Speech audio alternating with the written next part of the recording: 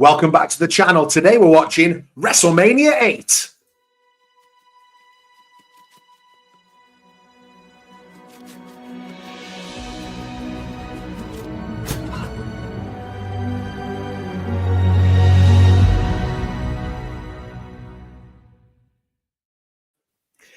Hey, it's Scott Barrett and welcome back to The Burning Truth. And this is a watch-along live special where tonight we're stepping into the time machine and heading back to the grandest stage of them all for what, Matt Burns? WrestleMania 8.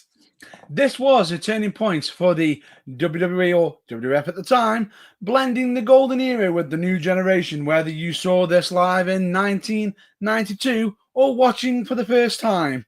This is a must-watch event. Before we dive in, we're closing in on 1,000 subscribers on YouTube. I say we're closing in. We're still a way away, but we're trying to get there. So please do all the good stuff. Hit that subscribe button and help us reach that milestone on YouTube, because that's what we're aiming for at the minute.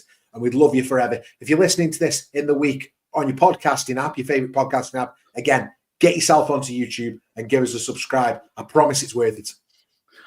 We'll always be grateful for it. But let's get through some rules, shall we? Because this is, here's how it works. Get WrestleMania 8 ready, be it either on Peacock, WWE Network, well, former WWE Network, even though it doesn't work anymore, but we'll now change that to Netflix. Yeah. As we do, where get your deal, if not, you've got a DVD, VHS, if you're old school, or however you want to watch it. Cue it to the very start of the event, and then when we count down, we'll go 3, 2, 1, play. Hit play at the same time as us, and from there we'll guide you through every match with live reactions, insight, and some classic wrestling trivia. So yeah, grab your snacks. Matt, what have you got tonight for snacks? I've got my Cheez-Its snapped here, as you can see. Cheetos or any other brand. Cheez-Its, double cheese. A nice loud snack for us there, Matt Burns. Cheers for the audio. I mean, at least Matt is the one who does the editing on these, so at least there's that. Well, I have got a mute. Yeah, so grab your own snack, settle in, and let's relive one of the most iconic nights in WrestleMania history. All right, get your video queued up because it's time to start. Ready? Ready? 3, 2, 1. Play. And we're off. Now that's a classic logo. Yeah. Absolutely. With Vince.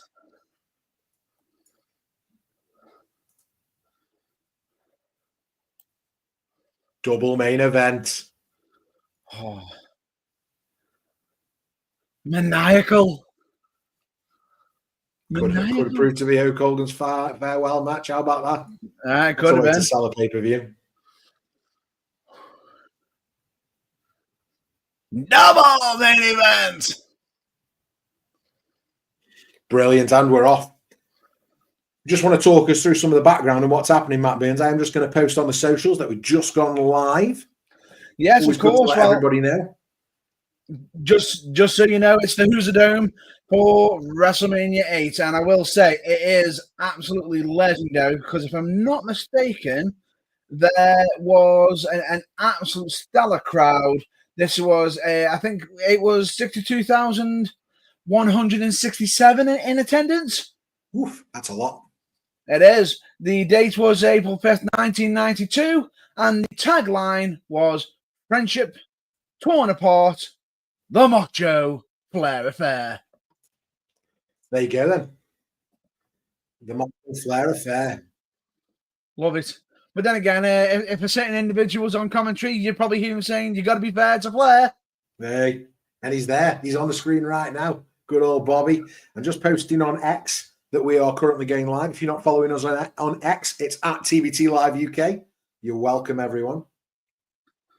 Oh. And now I'm going to post on Blue Sky. What's our handle on Blue Sky, Matt Burns? I believe, if I'm not mistaken, it is TBT Live UK. At TBT Live UK, that's right. Nice and easy to find us on both of them. Always sweet. Who's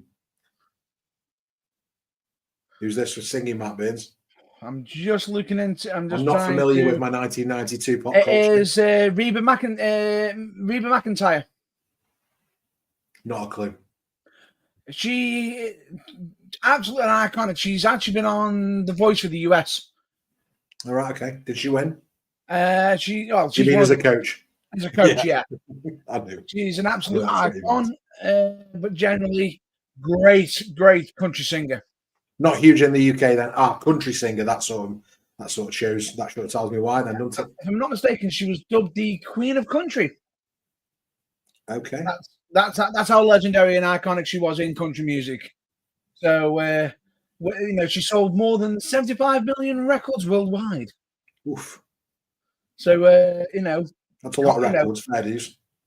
Since 1970, she's placed over 100 singles on the Billboard Hot Country Songs charts.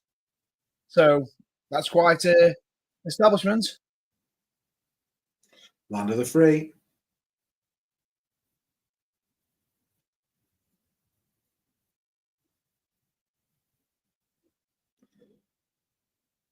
Well done. What did you say her name was? Her name is Reba McEntire. Reba McEntire. Well done, Reba McEntire. Well, if I have mispronounced it, I will apologise. No, you won't. If you want me to make it easier, she's simply known as Reba. Reba, got you. And in case you don't know how it's spelled, R-E-B-A. I didn't. Oh, here we go. Tito's on his way. Oh. It never. Do you know what? It gets me every time when the thing says Mexico, Hakuna, Mexico. I'm expecting to say Matata. That's what I was waiting for. Oh dear. That's literally what I was waiting for. Hakuna Matata. And where was WrestleMania 8, Matt Burns? Apologies if you've already said this. I did state it. It was at the Hoosier Dome in Indianapolis, Indiana. Indiana. So we're in a dome. And because WrestleMania went through a few years where it was in much smaller venues when they were in Las Vegas, right? Through like when it was at Trump Plaza, etc. Yeah. But then again, just looking at the screen right now, that place is stacked. It's mad. Do you know what? It looks a bit like the although it's obviously a lot older. In the down shot, when you see it from the top of the arena, it looks like AEW's first show at Wembley. Oh, I was there. I was actually there, and yeah, I think that's a very spot on analogies. The way to look at it. Here he comes with his original first version of the song. He hadn't sung this, had he? Sherry had. Oh, correct.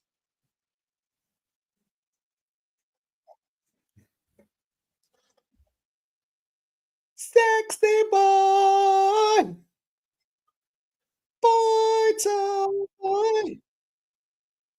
Oh, never let me sing on this camera again. You're in control. It's so bad.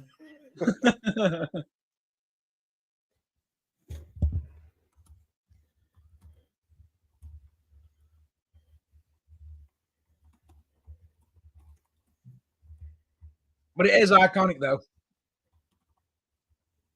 Because Shawn's is good.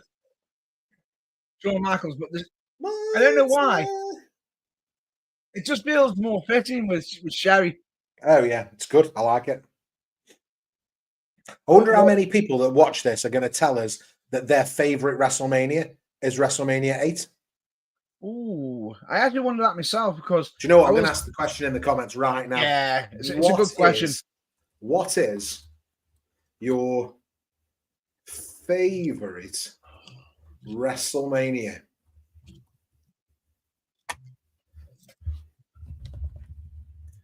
And I started. Let's hear from everybody watching at home. Oh yeah, definitely. Got Michaels and Sherry in the ring.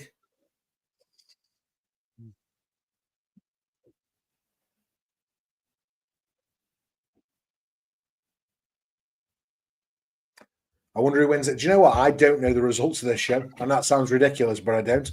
So, Oh. not off the top of my head, I can't. Like, I blank on this WrestleMania completely. I have very fond memories of this WrestleMania. I wasn't there. I wasn't there. You wasn't there? I wasn't there. I think during this time I was 4. Nice. I was 4. 1992. I was younger than that. I was born though. Yeah.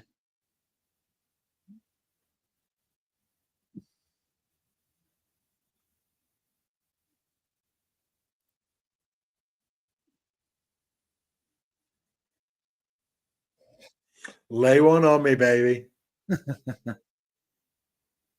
This, I will say, is I thought Tito really... was taller than this. He's like toe to toe, nose to nose with Michaels. No.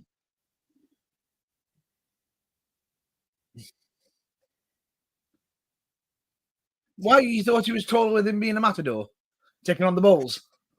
I just thought he was taller. I just assumed he would be taller than Michaels. Well, there is such a thing as boot lifts. Yeah, true. Do you know what I figured out tonight, Matt Beans, while we're in talks? If anybody's watched the WCW watch along I did last night, my mic is silent for the first 10 minutes of the stream. But it kicks back in. Yeah, it kicks back in at some point. I don't know what I did. I don't know whether to edit down or just to put a comment on, but anybody who clicks on that and just sees me like this, just ridiculous.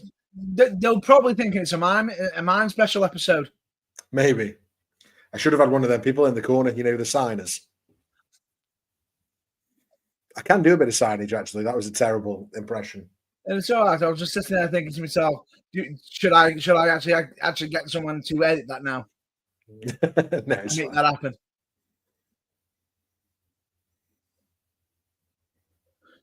Great visual. Because the thing is, with the WrestleManias, what was so good with these is that every other event throughout the year, it's always like a darkened background, darkened ceiling. When it comes to WrestleMania, it's always like the lights are on. They want you to see the crowd, how big it is, how many people are there. Yeah. And Michaels takes the clothesline to the outside. Am I roughly on the same time as you, Matt Burns? Yeah, you're about. Yeah, I think I'm actually a few seconds behind. Few. There we go. I've got us back up. Well, as long as you're at 10 minutes bang on, then we're laughing, aren't we? That's where we need to be. Yep.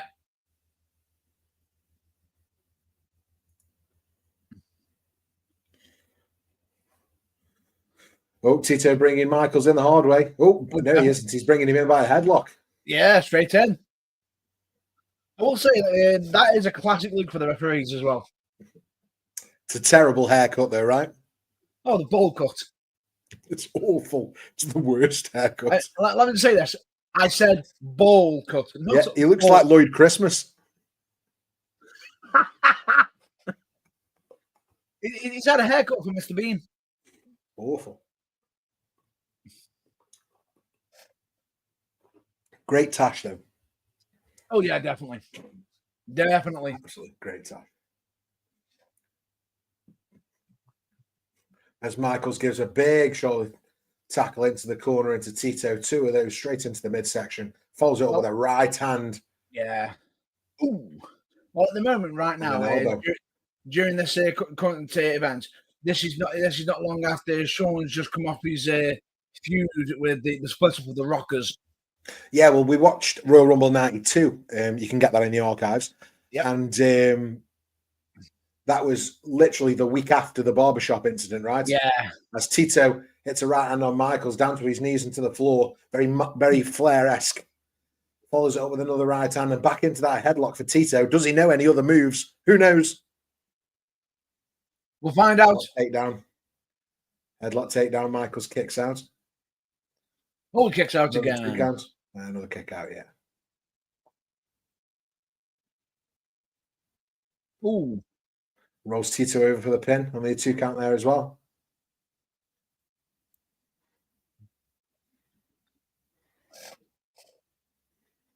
That was a bit of a rope break, was it? Yeah, I think so. That classic WWF Titantron with the LEDs, the new generation sort of Titantron. Not even a Titantron. It's just the sort of entrance way. Yeah. I always get people get that wrong. They call everything the Titantron, but the Titantron's only the big screen, isn't it? Yeah, it is. We don't even get the Titantron anymore because these days it's LED boards, isn't it? Titantron's a thing of the past. Everything's an LED board now. They walk out of an LED board. The majority of the time now, they walk out of an LED board, and above that is more fans because they want to get more people in the arenas. What a great place to be in. Can't blame them. What a time to be a wrestling fan. Oh, definitely. The fact that it's getting that packed that they're having to reduce the board. We need less stage and less entrance. Yeah, we need more seatage. Oh, here we go. Small package. Almost got Michaels there, Tito, and another headlock takedown. Does he know any other moves? Punch, hang on. Bret's in play. just joking. But yeah. What was the attendance for this, Matt Burns? You must have that somewhere. Yeah, I actually mentioned it earlier, which was, if I'm not mistaken, 62,167. Fair. And this event, not the normal 4 or 5 hour WrestleManias. I think this one clocks in somewhere around 2.5 hours.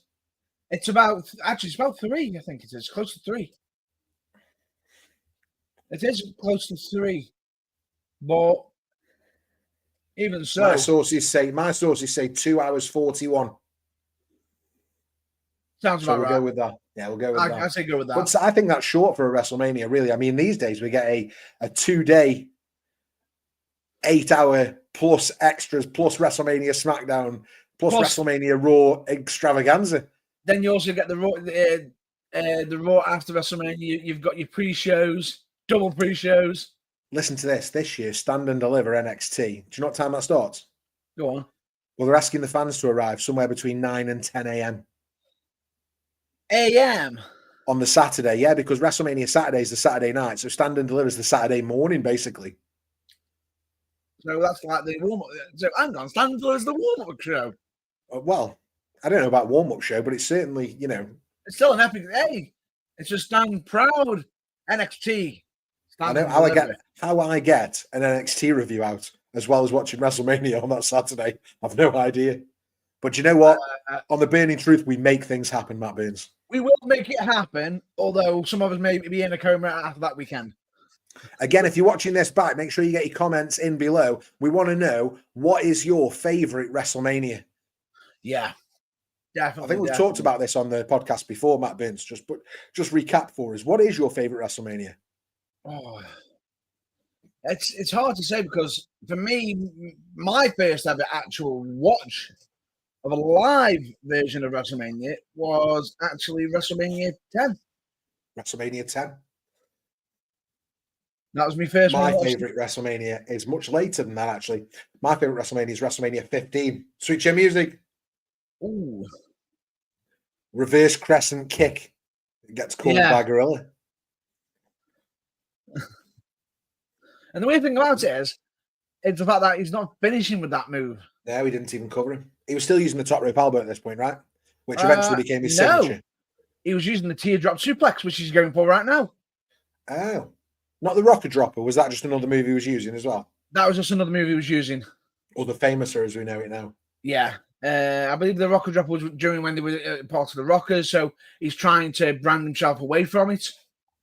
But just think that the outside crescent kick would then become Sweet Chin Music. Oh, and Tito Santana just hits a huge flying forearm on Michaels. Michaels powders out to the outside as we're watching WrestleMania 8. And we're currently, if you're watching along with us, at 16 minutes and 27, 28, 29 seconds. If you want to pause and catch up or slow down or just go and get your Netflix or WWE Network or Peacock, just where we are.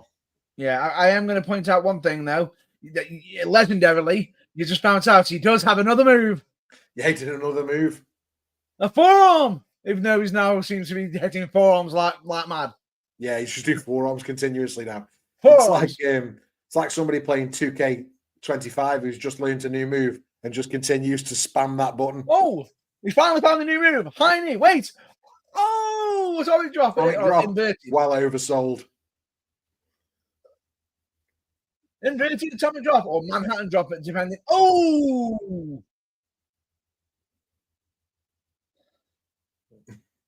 Can you spell that, or can you say it? I'm Can you not say even that or gonna spell attempt. it? I'm not even attempting. I imagine that was Tito's finisher. I think that was, and I'm just going to call it the Paso Doble because that sounds like it could have been. Of running of the Bulls. Goes for a slam. Michaels holds counter. onto the ropes. Onto the ropes. Oh, he's got him. Stole one there, didn't he, Michaels?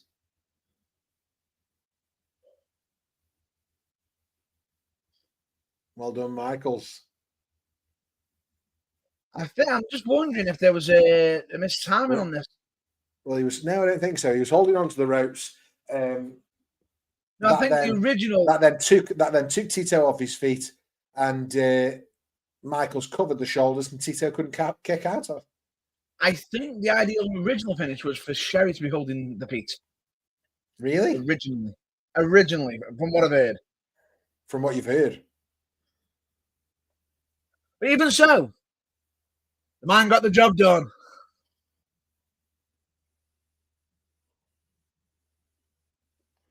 And the classic Michaels Sherry pose.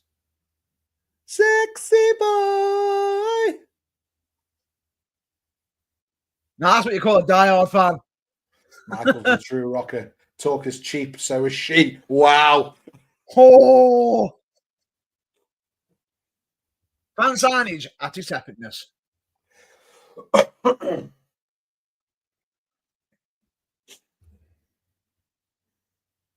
Oh. Michaels and Sherry make their way to the back after that big win. And it's Mean Gene. Woo, Mean Gene. What a rush. And here come the Legion of Doom. It says WWF, WWE, they were called the Legion of Doom, right? Yes. Here they come. Yes, because you wondered if they were going to be called the Road Warriors, didn't you? And the funny thing about it is how they actually come about to being called Legion of Doom. It's actually borrowed from DC Comics. But at the time, Hawk was literally in the back and goes, meanwhile, back at the Legion of Doom.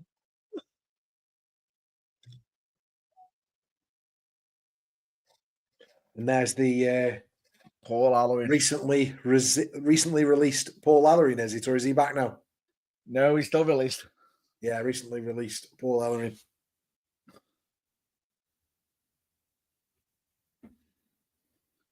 So good.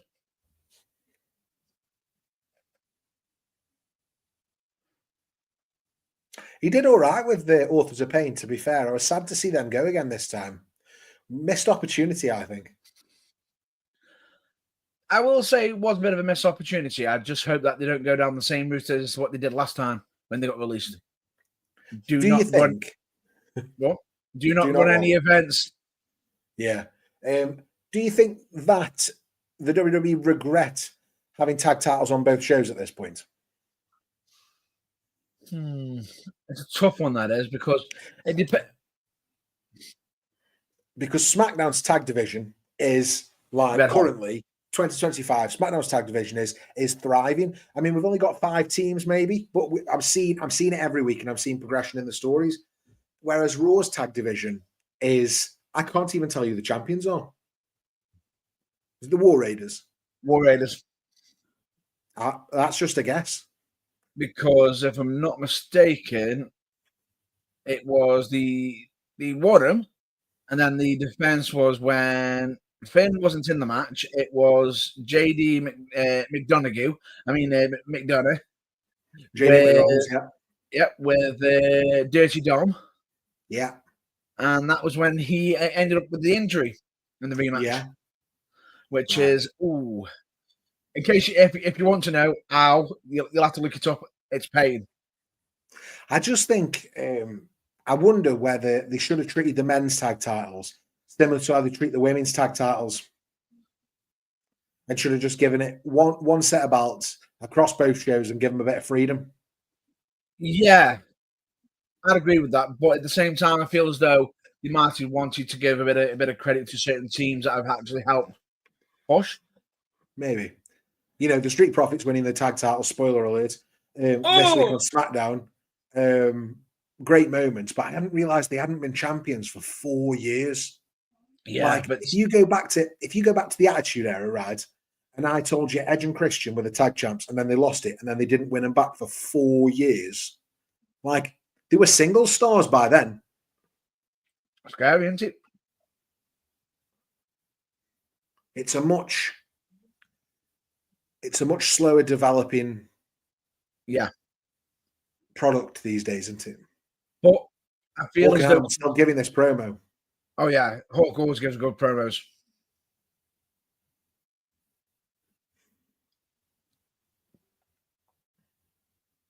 And he must have given those glasses to The Rock when he'd had enough of them.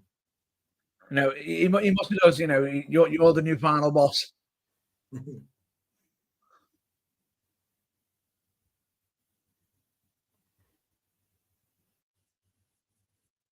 Yeah. The weird thing about it is, I feel as though at the moment with current events lately, I think in the past, right, we knew that the title wasn't changing hands unless it was a big event. Yeah. Now I feel as though we're getting back to a time where it's like a title could change hands at any time. On SmackDown, I certainly think that's true. On Raw, I don't. Yeah. Although the Raw tag team titles changed hands on Raw as well, right? Yep. But I certainly feel like that's more likely on SmackDown just because we've had it recently with the US title. We've had it with the SmackDown tag titles a few times. I certainly feel that a bit more. Yeah, it's about right. And maybe on reflection, that's not fair what I've just said, actually. Maybe you are right because even on Raw, the women's tag titles changed hands on Monday Night Raw. So both sets of tag titles changed hands on Raw recently. And the tag titles in the US both changed hands on SmackDown recently. So maybe you're right. Maybe there's something in that. It's I'll tell you what I have enjoyed from the Triple H era, if you like, the record-breaking era. I've enjoyed that, not the main event title, but the other titles have main evented shows consistently. So we've main evented Raw with women's tag team titles. We've main evented SmackDown with US title. Yeah. Do you know what I mean? We've main evented NXT with the North American Championship a few times. I feel as though we've managed to get it so a title can be a main event. Mm. You know, if the WWE main champion isn't on wrestling, you've got the option to put a secondary tier title. Yeah, and push it that much. And we're down backstage. We finished that LOD promo just, and now we're backstage with Jake Roberts. Just into WrestleMania 8. We're currently at 25 minutes and 18, 19, 20 seconds. If you are watching along with us live, what's Jake got to say for himself here, Matt Burns? He's talking about bringing his snake, but it's not approved. And he's on about the feud that he's having with The Undertaker, you know, closing the casket on his hand at the funeral parlor. But the thing is, Jake the Snake Roberts is probably sitting there thinking he wants to get revenge on Taker for stopping him attacking Macho Man and Miss Elizabeth. Yeah. But that's the thing with Jake Roberts, you know, he's just taken out Paul Bearer and kicked the in. Oh, yeah, definitely. And the scary thing about it is with Jake Roberts, a lot of people can sit there and say he is one of the individuals who never won a World Heavyweight Championship, never won the big one, but many believe that he should have done. Ooh, and the chair shot to the back of Taker. Ooh. The thing is, Jake the Snake Roberts was always a threat to anybody, because he didn't have to, you know, he didn't have to look like the world's biggest muscle bound man. Jake the Snake Roberts could find a game plan because he was such a good mental guy. He can get into people's heads, and the fact that he even, you know, when everyone ever asked him what DDT stood for, you know what his answer was? What? The end. He called it the end immediately because the second he gets it, done. Right, I'm going to ask another question now to the chat and to the comments below. If you're watching this back, give us a comment on this one. I'm really interested. My question is, based on what you just said about Jake Roberts just there, Matt Burns, what I'm asking is, which wrestler that never won a world championship but absolutely deserved to? For me, there's only one. Don't get me wrong, Jake, maybe. But the main one for me was the $1 Million Man, Ted DiBiase. I've got one I can question you with. And it was such a shame. Such a shame. Because of tragedy. Owen Hart. Yeah, and I don't agree. I'm going to go out there and say I don't agree, only because he never got the push where I thought he legitimately could have done at that time. Yeah. Whereas they built the $1 Million Man up to a point where he should have been the WWE. Oh, $1 Million Man, yeah, definitely. He's another good call. He is my pick, $1 Million Man, Ted DiBiase. But I get what you're saying about Owen Hart, and there's a lot of nostalgia about him. And God, imagine if he'd been champion, he should have been champion. But yeah, for me, Ted DiBiase is the one. There is one other I can think of, and the irony of it is he will be on this event and in one of the main events, but he's not wrestling. Go on. Mr. Perfect. Mr. Perfect's another good call. Do you know when he returned in 2002, the Royal Rumble? Yeah. That he wasn't in the right frame of mind for it. But actually he came back and he did a stellar job. Really good job. And he could have been pushed to the moon at that point, and it just wasn't the right time for him. We were heading towards Triple H, Jericho, etc. Yeah. But we could have pushed him into an upper mid-card main event scene at that point easily, I think. However, what probably negated that was the infamous plane ride from Hal. Yeah, just a bit. Yeah, but if anybody wants to know more about that, you could actually, because I've got like a nice little cheap plug here for the new season of Dark Side of the Ring coming out soon. Yeah. Because that's one of the episodes on the latest season. We should do some reviews of those episodes. Oh, yeah. Definitely. But look at this. You've got Jake the Snake. Keep going for us. You've got Jake the Snake in this match against The Undertaker.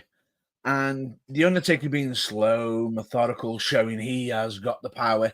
Jake using his speed, but at the same time, he's showing he's going to be snapping out strikes like a venomous strike, like a snake. But is it working? Oh, he's getting them strikes in. He's getting them in. And as of right now, as he's striking, we are at 30 minutes and 25 seconds, 26, 27, 28. But these strikes are coming in thick and fast. But as again, clothesline, the Undertaker over the ropes. But Taker's still on his feet. Lands on his feet like a cat. Ooh. And bear this in mind. Shake out with him. This wasn't when the without going into spoilers, this wasn't when the streak was even talked about. No, way before. I mean, what's he done at this point? Has he done maybe 2 WrestleManias? I'm just trying to think on how many he's done so far. It's about 2 or 3. I believe it is.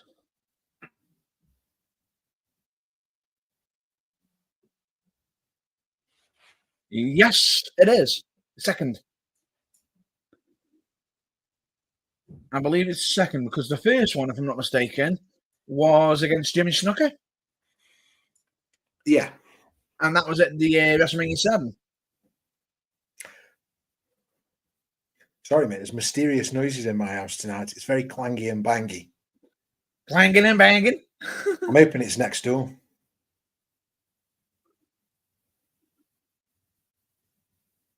No, that's a reference I have not heard in a while. 13 Mocking Lane.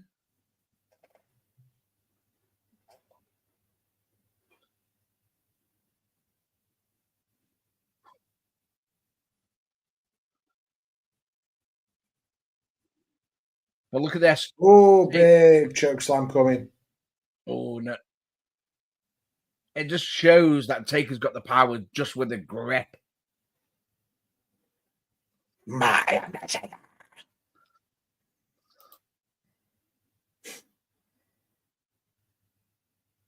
Next question for you then, Matt Burns, while we're talking Undertaker and all things streak. Mm-hmm. Worst Undertaker WrestleMania match? Really? There's a few right answers. There's more than one right answer. There's only one right. There's only one answer to me. Go on. Giant Gonzalez. Really? Not the Shane McMahon hung in a cell? That actually had a bit of drama to it where, come on, the Giant Gonzalez. It had a stump bump onto a bloody airboard. That's still more than what you had at against the Giant Gonzalez. How did the match end? Disqualification. Why? Because Gonzalez attempted to use chloroform. Also, the handicap match with A-Train and Big Show was pretty bad. It was bad, but that could have been so much worse. Matt Burns, it's on you again.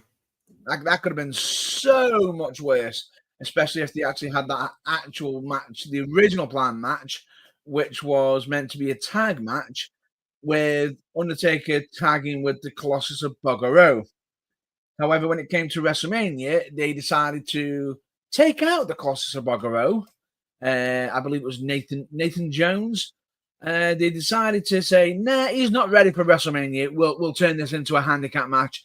But to make his opponents not look as weak, we'll have Nathan come out and make a bit of a minor save, even though that would be technically almost like a bit of a disqualification, even if it was an official handicap match. But hang on, in this match right now, we're watching the DDT, the deadly DDT just been hit. You know, the end has been hit. You know, and you got to think, if Jake Roberts pinned him right now, would it be over? Would it be over right now? However, The Undertaker just slowly gets himself up, showcasing one is not enough. There's the goose all around his neck. Roberts with the high knee. He's thinking, oh, short arm clothesline. Takes down the Undertaker, who's getting back up. Just catching up with you, Matt Burns. Yeah. It's just Undertaker just sat up. No, second DDT from Jake the Snake. Am I a few seconds ahead of you? Yeah, I think so. I'm just catching up. Here he goes. Taker's lying down. Paul Bearer trying to get him to get back up. Yeah. Jake's going out. And that's the great thing about these watch-alongs, right? That's the reason we've got the clock below it. If you're watching along, 35 minutes, 35, 36, 37 seconds now. As we watch Jake Roberts get hold of Paul Bearer, throw a right hand at him, but the Undertaker is out of the ring. And the Undertaker, has now got Jake up on his shoulder. Tombstone outside the ring. Oh. Tombstone steady. Ooh. That's a rough landing.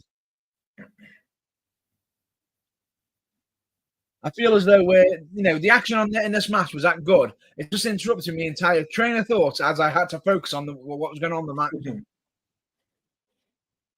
So if there is a topic I was on just, and I've completely not gone back to it, I apologize.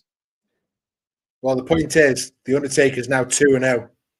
He is WrestleMania. 2-0. There's no talk of a streak yet. But again, what a great individual. And just to point out, the Undertaker at the moment, right now, current events and all, he's got a bit of a gripe with the current generation of wrestlers. Would you believe that? His gripe, in case you want to know, is they focus too much on the moves. I certainly believe that in AEW. Oh, no. they focus too much on the moves and less on the emotion for the crowd. Once you get the fans invested and emotional, you've got them. Why break your back? I agree. And do you know who's got that absolutely sus these days?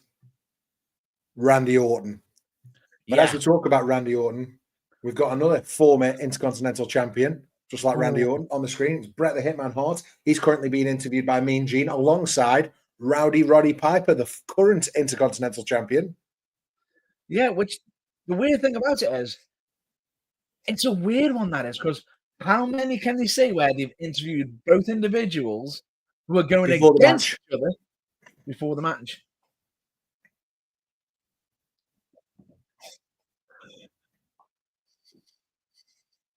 So remember watching the Royal Rumble with you, and the literally a couple of days before Roddy Piper had won the Intercontinental Championship. Yeah. Defended it at the Rumble. Yep. Oh no, did he win it? Or did he win it at the Rumble? He won it at the Rumble, I think. From... You got me thinking. Come on, you've got the detail. Come on, find some Matt facts for us. I'm just trying to think off the top of my head. He beat the Mountie. The Mountie, right. So the Mountie was the Intercontinental champion. Yes, he was. That's right. And Roddy Piper by submission.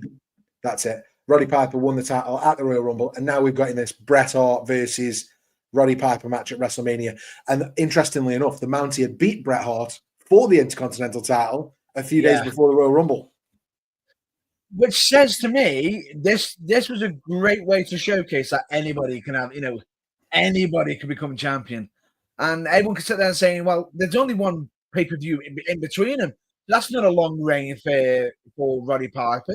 Yeah, it might not be, but bear in mind that the Royal Rumble was in January 19th of January 1992, and this event is in April 5th, 1992. So you got a good few months there as the IC champion. 3 months into it, a quarter of a year. And here comes Bret the Hitman Hart. And my next question for the chat below, I'm going to put it in the live chat, but what I'm actually interested in is in the comments below. I want to know who is the greatest Intercontinental champion of all the times. Got any answers on that, Matt Burns? Well, that's tough. Is that so, have you just caught eating your Cheetos? Yeah, you did. It's Cheeto time. It's not easy being cheesy. As we hit the 40-minute mark, we're at 40 minutes and 7, 8, 9 seconds on the watch along. If you're watching along with us at home, you don't have to. And just listen to us talk about it. But if you want to, we're here for alternate commentary, second screen style. That's how we rock on the Burning Truth. You got me thinking now about some classic IC champions. I can tell you who, maybe not the greatest. I can tell you who my favourite is quite easily. My favourite is Santino Marella. I thought he was sensational. Oh, he was absolute comedy genius. I'm going to beat the record of the Honka Tonka Man. But the thing is, you got some history-making IC champions. Shut up, Roddy Pipers. Santino was an absolute phenomenal pick because he was so funny. Where he was ripping, he was deliberately ripping people off with John Cena. John Cena. And he's rocking it on Impact at the minute as the general manager. For me, keeps making NXT appearances. I love it every time. For me, I've got two standouts in my head. For the IC Championship. They are iconic. One of them has even got a record with the IC Championship. But he's no longer with the WWE. He's over in AEW. Go on then. Chris Jericho. Yeah. The most Intercontinental Championship reigns. When I think Intercontinental title, I often think of Chris Jericho. Yeah. And my second pick... I often think of Chris Jericho in life. Yeah. And my second pick was actually at the first WrestleMania I watched. winning it in the ladder match. Razor Ramon. Another good one. Another good shout for wrestler who never won a world championship but absolutely deserved to. My favourite championship design for the Intercontinental, and this is interesting, is and controversial as well, is the oval. The oval. The oval. So the long one. So the Jeff Jarrett, Chris Jericho, China, that Intercontinental title is my favourite. And I know that they swapped that for the classic design. Cody swapped it back for the classic design. And now we've took it one step further and gone with a complete redesign for the new Intercontinental Championship that Bron Breakker currently holds. But for me, it must be the generation that I grew up in. But for me, that oval version that so many of the Attitude Era favourites had, the Billy Gunns, the Road Dogs, the Gold Dusts, the Jeff Jarretts, etc. I don't know, it just, Triple H held that title as well, I think, at one point.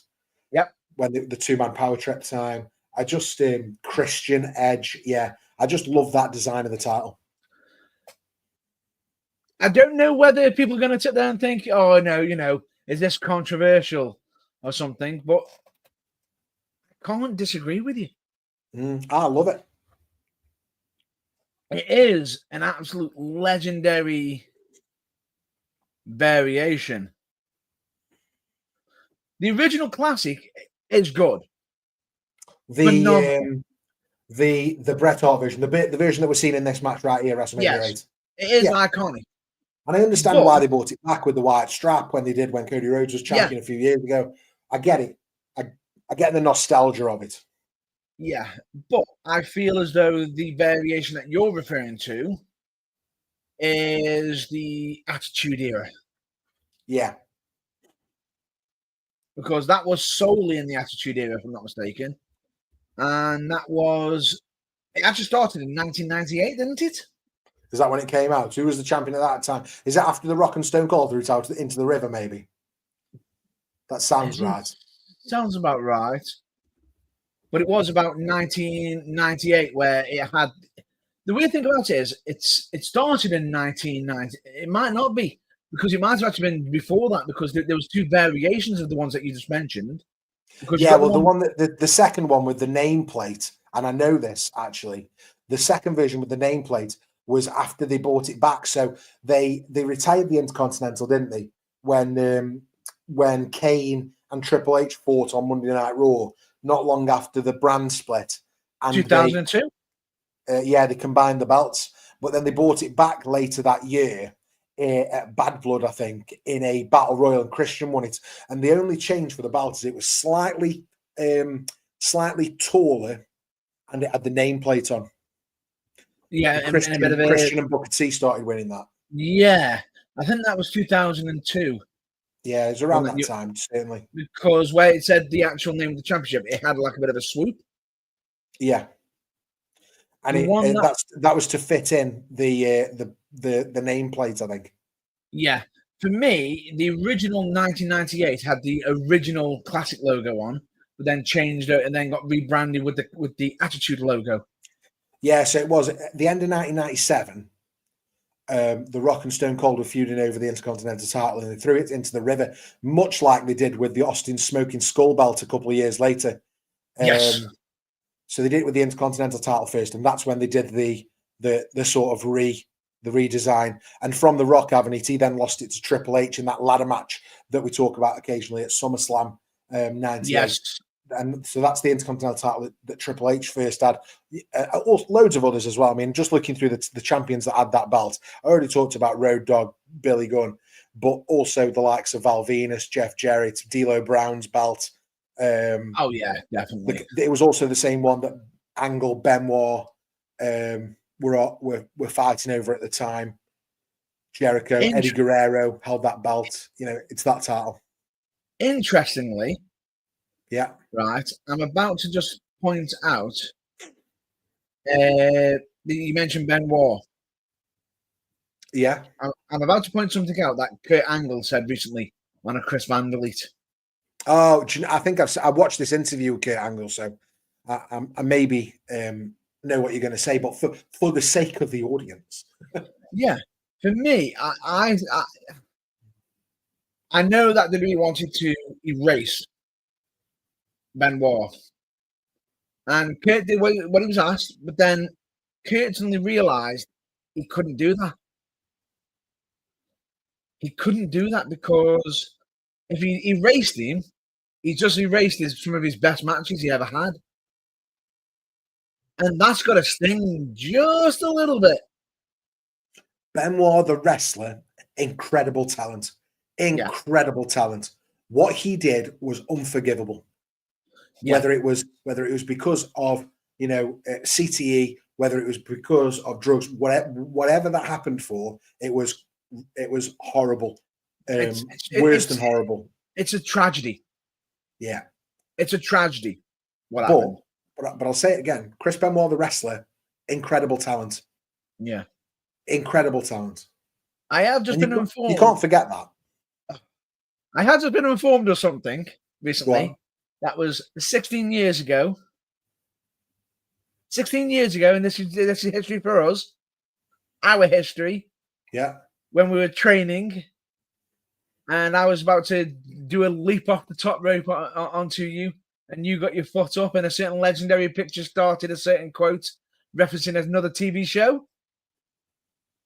You know, mate. 16 years ago is a long time. You're gonna have to spell this out for me. Doom, doom, doom, doom, doom. Right. EastEnders. Yeah. What about it? Sonia Jackson. Yeah. What about it? The picture that started it all. Oh, right. Okay. And as we're watching here, we're forgetting that we're still watching this match between Roddy Piper and Bret Hart, an absolutely fantastic Intercontinental Championship match. Bret Hart is busted open like a cut pig. Yeah, and the scary thing about all over the Hitman's face, all over his pink gear, and Roddy's just laying it in. The weird thing about it is you got Roddy here showing his absolute full-on aggression. He is showing classic Piper, but at the same time, he knows Bret. So at the same time, he's got his mind sitting there thinking, I've got to brutalize him to keep being champion, but at what cost? Yeah. Piper's in great shape here. See them abs? Oh, definitely.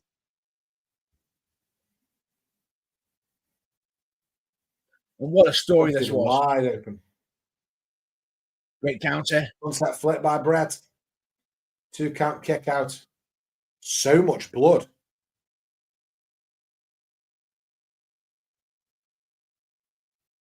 Oh, now he's punching him in that cut. And the blood is all over the canvas, all over Roddy, all over Bret. It's a lot of blood, Matt Burns. Yeah, this is where you got to sit down and think. There's going to be concern for Bret right now, but at the same time, Roddy's trying to defend his championship. Oh, brutal forearm. And that was the receipt for however Bret got busted open, and Roddy goes flying to the outside after that huge forearm shot. Going up. But you can see straight away coming in. Ooh, close look. And a double clothesline, they both go down. Is that a pin? In 2025 it is. Yeah.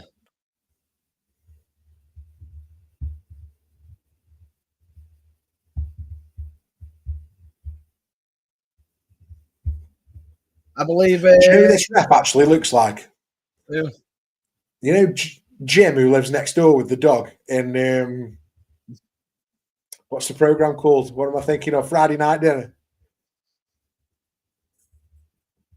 I can't unsee it now. Do you think he does, doesn't he? I can't unsee it. I absolutely love it, but he's a rare thing. Oh, ooh.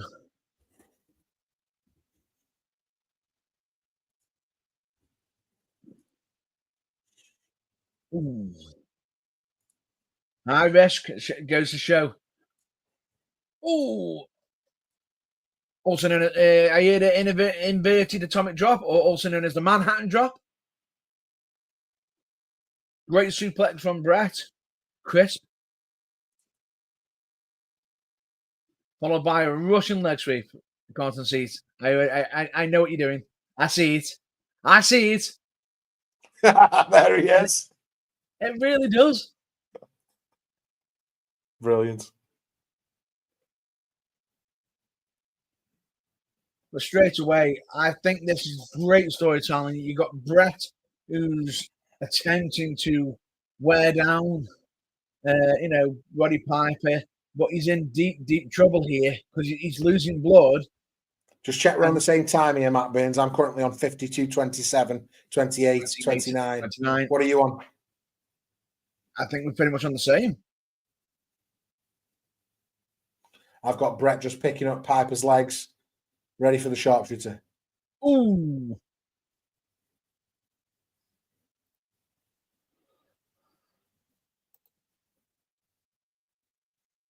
Oh, classic Bret Hart elbow.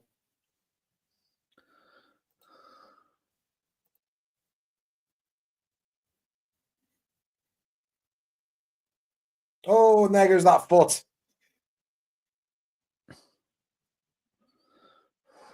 That's the foot you were talking about just from that picture. That's why I'm literally just pausing right now. There we go. Right hand from Roddy, from Bret. Right hand from Roddy and from Bret. Oh, a headbutt. Yeah, big headbutt from Bret Hart.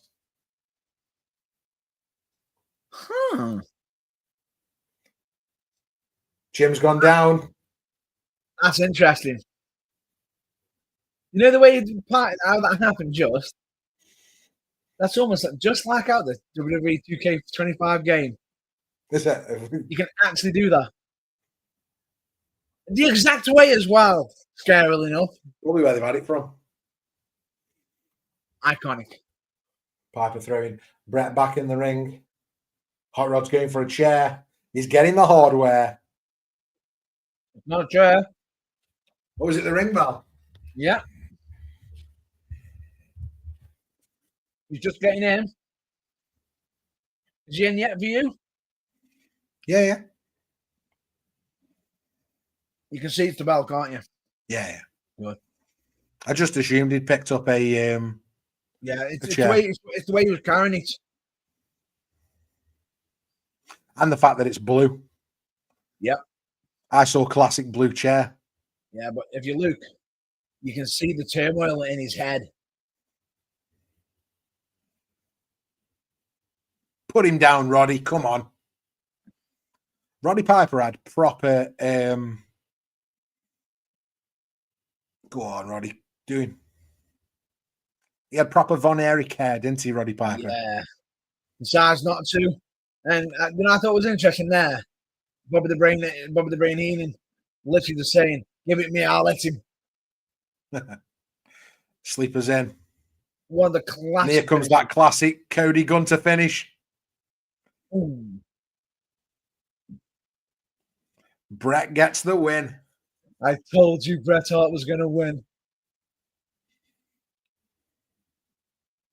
What a move by Bret the Hitman Hart.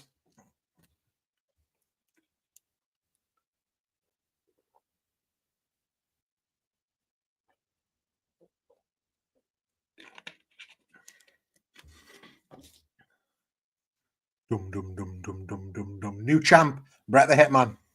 This is scary though, because he's upset. Piper's upset.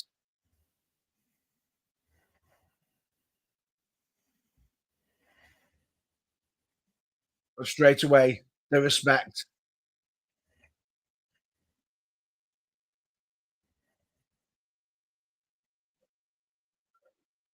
Because he bled for it, didn't he? Oh yeah, literally.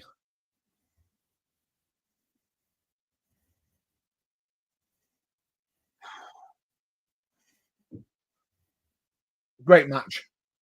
Oh yeah. Listen, for all that we know that I'm not the biggest Bret Hart fan in the world, right?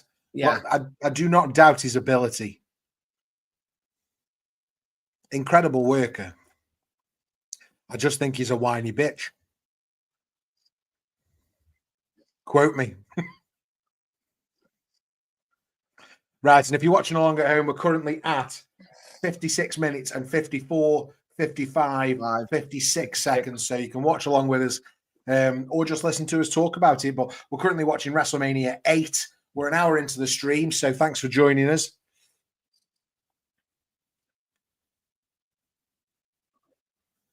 And here they are.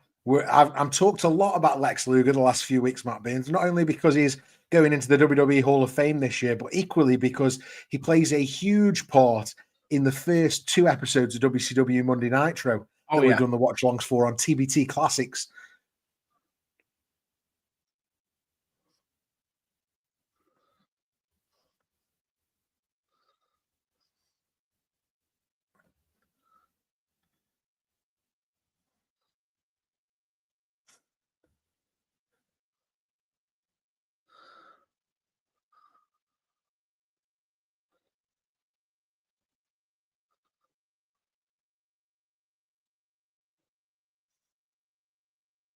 Not a bad promo from Lex here. Yeah. I like how he actually dubbed the total package. And then I find even more funny who actually said use that as your nickname. Go on. Dusty Rhodes.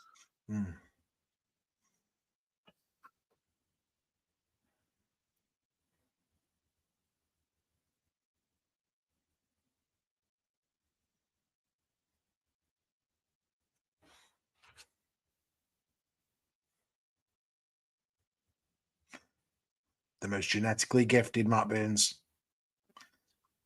Anatomically as well. Anatomically. Yeah, you get that word in, mate.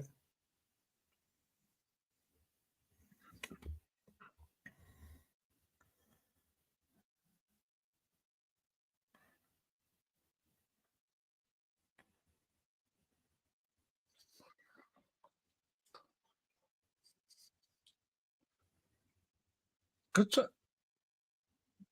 I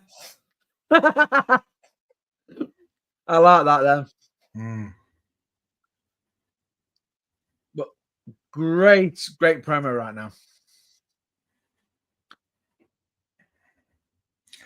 Quick plug here, Matt Baines, just as we watch Lex Luger get his kit off, is United Wrestling that we do some work for in Stoke-on-Trent normally. They've got a huge show on Saturday, the 26th of April at the Barn, Arias Park, which is Colwyn Bay, North Wales. And what I'd like to let you and everybody else know is currently 50% of the tickets for that show have already been sold.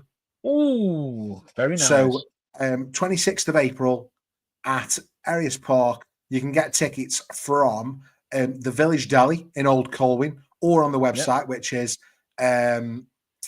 United Wrestling live.co.uk, I believe. Find them on Facebook, United Wrestling. Website www.united-wrestling.co.uk. That's what it is. You can get your tickets on there. But what a show they've got in store for us for your United Wrestling in North Wales, 26th of April. Get your tickets now. But if I'm not mistaken, that isn't the only time that United Wrestling is out in kicking it. Is it? No, back in Stoke-on-Trent, 28th of March. That's a week on Friday. Really looking forward to that one too. Loads of good wrestlers booked for that one. Some new faces and some familiar faces. So loads going on there as well. Backstage currently at WrestleMania 8. Who have we got here? We've got the Nasty Boys. We've got who's that? The Repo Man and the Mountie. Trying to get everyone on this WrestleMania show, Matt Baines. Can you blame them? But the Repo Man, the Repo Man. Oh, it's interesting, and I'm so glad you actually mentioned about United Wrestling Live. At the Barn.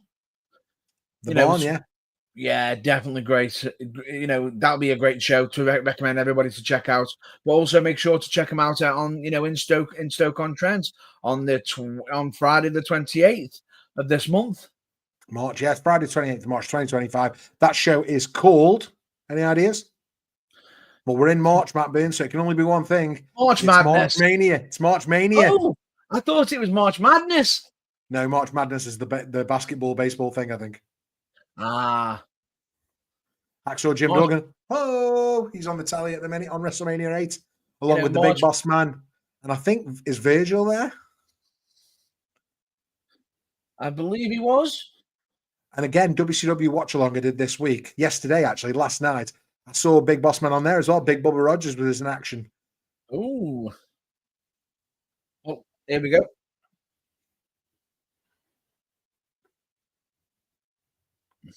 Special guest ring announcer. That's not Steve Harvey. He said it was the presenter of Family Feud. I want me some Steve Harvey. A bit before his time, before he took over and made it absolutely, the Steve Harvey show. Yeah. And yes, Steve Harvey is legendary. We've had no entrances here. They're all in the ring. So these guys must have pre-recorded their interviews, and then that would have been playing to people at home whilst they were already in the ring.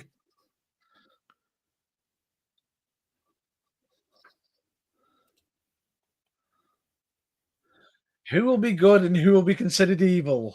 Yeah. That's how we rock on Family Feud.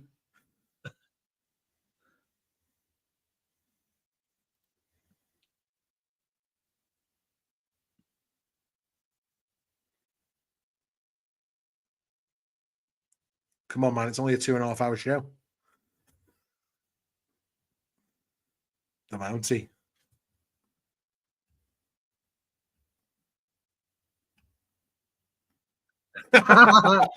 Very good.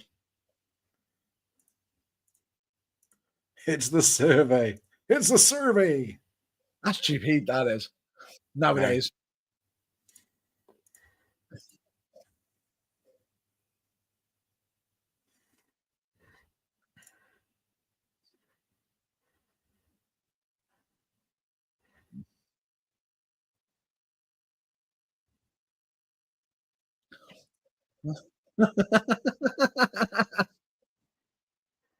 Cheap shots.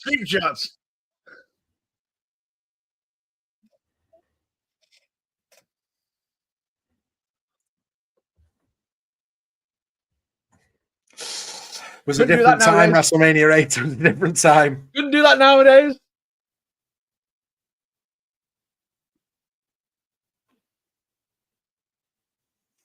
Nasty Boys, maybe the most overrated tag team of all time. Prove me wrong.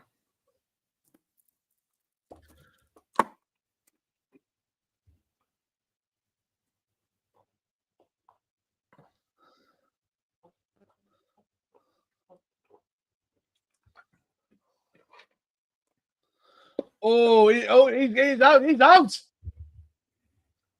Never mind. We're mentioning the baby. The good guys.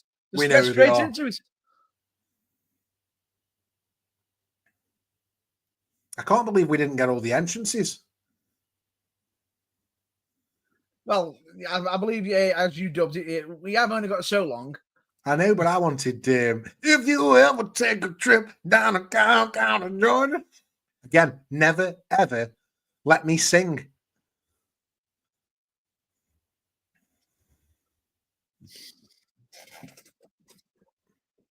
I could make it worse. I could start singing. And here's Jimmy Hart again. And nobody wants that. What, Jimmy Hart? No, me singing.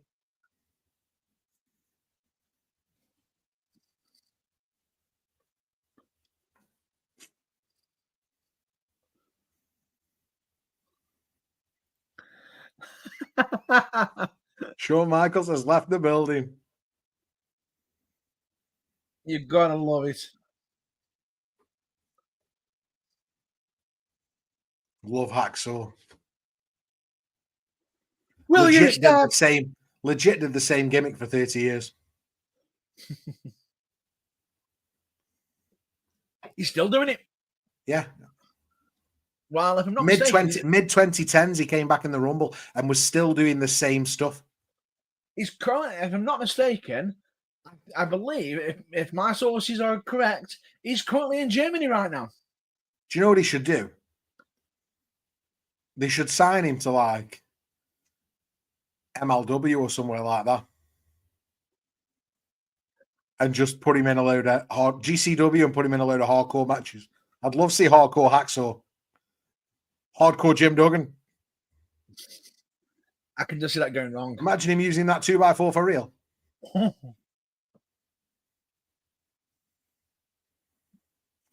Here he comes. Here comes Sarge. We're a few years after the turn now, are we? Last the year. Sarge turn. WrestleMania 7, that. Last year was the culmination where he fought Hogan. So he's back to babyface here. Yeah. Into the multi-man match. Well, can't blame him though for turning babyface because he probably didn't want. He probably wanted to keep his family safe. Yeah, absolutely. And listen, this is he came back. He did the big match at WrestleMania, and at this point, he's in the stage now where he's starting to think about winding down. Right? He's going to wind down. Eventually, he's going to back elbow into the midsection. I like that. I'm stealing that. Yeah. You know, he's thinking about transitioning into a backstage role. And by the time we get to, 1997, 1998, he's pretty much there, isn't he? So the next few years now is just him winding down that, in-ring career. And here he comes, the big boss man. Ooh. In his first run with the WWF. Before the SWAT gear. I prefer this. I've told you this before. I prefer the SWAT gear. Oh, I do. I call that heel boss man, though, because I think of this version of the boss man as primarily a babyface. And I think about the SWAT gear boss man as primarily a heel.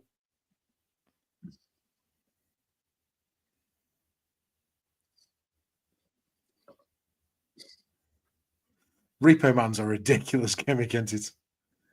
It's ridiculously good. Do you think it's good? I don't. Oh. I think it's that right. I think you think it's so bad it's good? Yeah. It's so bad it's good.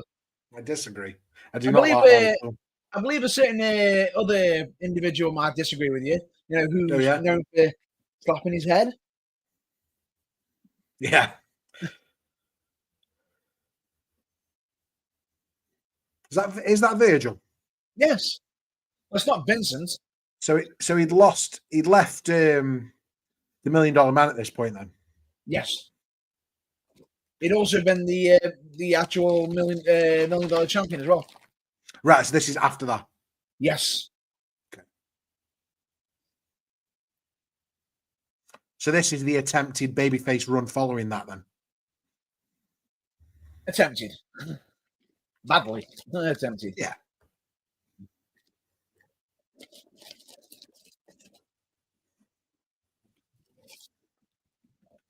It's sort of a little bit tough for him because he hasn't got that iconic individual. This is not a very good match. And I know these 8-man tags are a bit clustery anyway. But the characters don't mesh for me. The story I'm not quite getting. I think, it's not working for me, this, Matt Burns.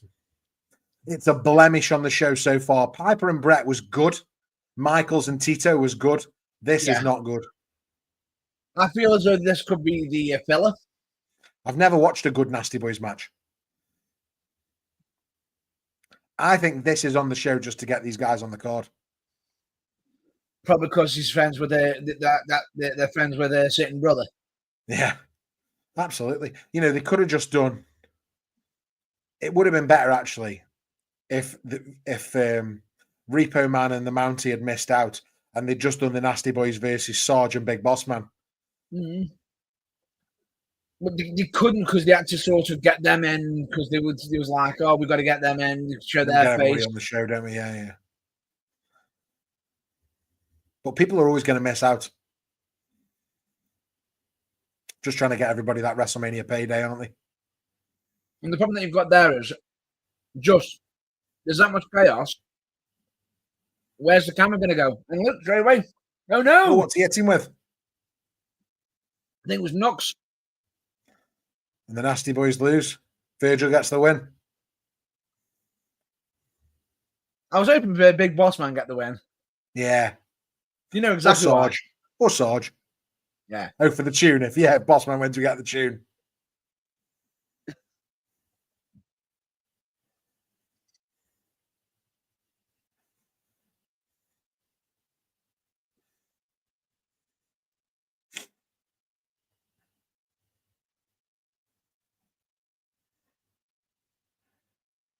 Ray trailer. Gone too soon. Right, I'm going to have to catch up in a second because I just hit an ad. Oh, you've just hit I'll an catch ad. up in a second. Yeah, I'll catch up in a second. That's okay. You keep going. Right. Just talk us through what's on your screen. We've got Mr. Perfect, literally being the absolute perfect hype man. What? Shut up, Mooney. Wow. As if you did that. He actually said that. Yeah, I thought he would. Yeah. Listen, Perfect and Flair, I do know about. Flair is on peak,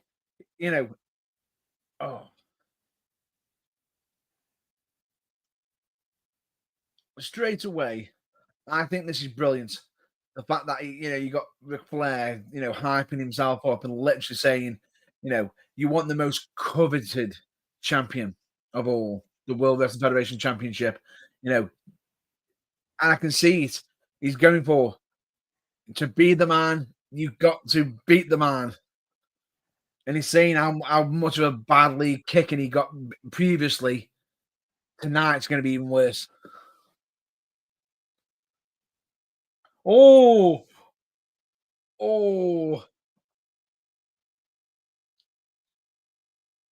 that's not going to go down well with Macho. Involving his wife. No. The whole story was involving his wife. That was the whole point. Yeah. The story was that he was trying to get under Macho's skin by continuously talking about Miss Elizabeth. Yeah, and try and get her to go onto Space Mountain. Woo! But we're outside the Macho Man locker room right now with Mean Gene. Mean Gene. He has got to be in rage mode. He has got to be in rage mode right now. It was all the work, man. Or some of it was. Yes. Oh, no, that's what I'm saying. Oh, yeah, some of it was.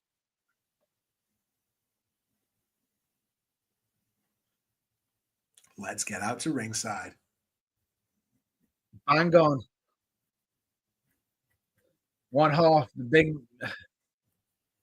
What are your thoughts on this?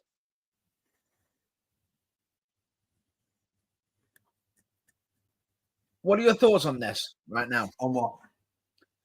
We're now on the WWF or WWE Championship match. Yeah, listen. It's not the only time this happens. We've seen it in other places. We've seen it where Bam Bam main evented when the title wasn't on the line.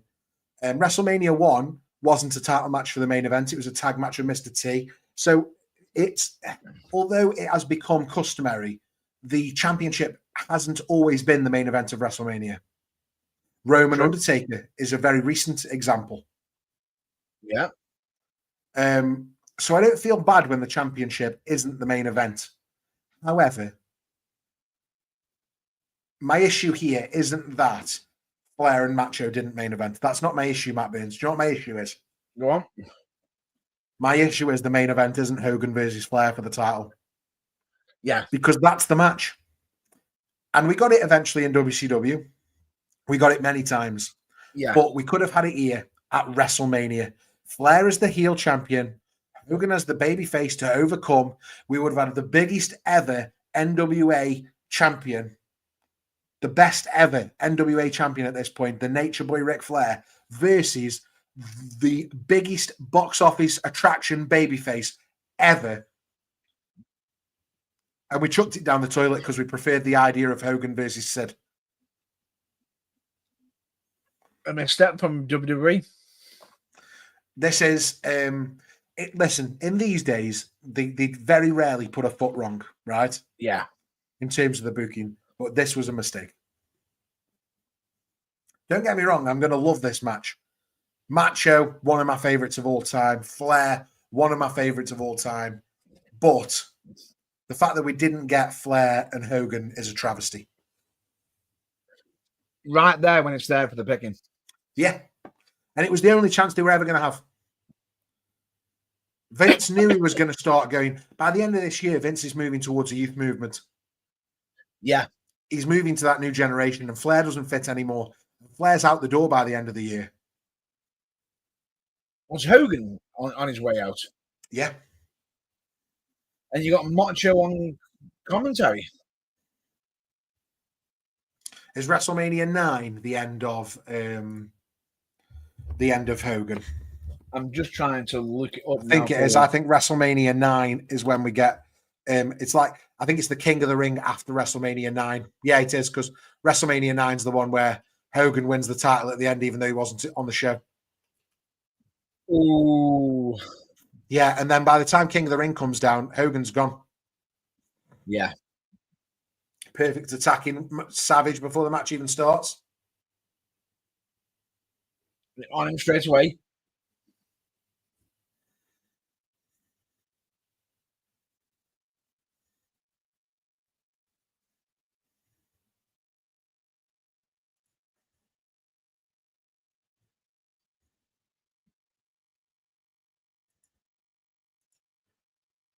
Here we go. Savage, knee to the back of Flair into the corner. Yep. Some shots to Flair. Flair in the classic Ric Flair red trunks, Macho Man in a full-on gold outfit here, which is very different to the gold trunk or the trunks that he would have been wearing a few years previous. Yeah. Changed his image here, didn't he, with the full body outfit and the hat from the bandana and the trunks that he was wearing previously. Yeah.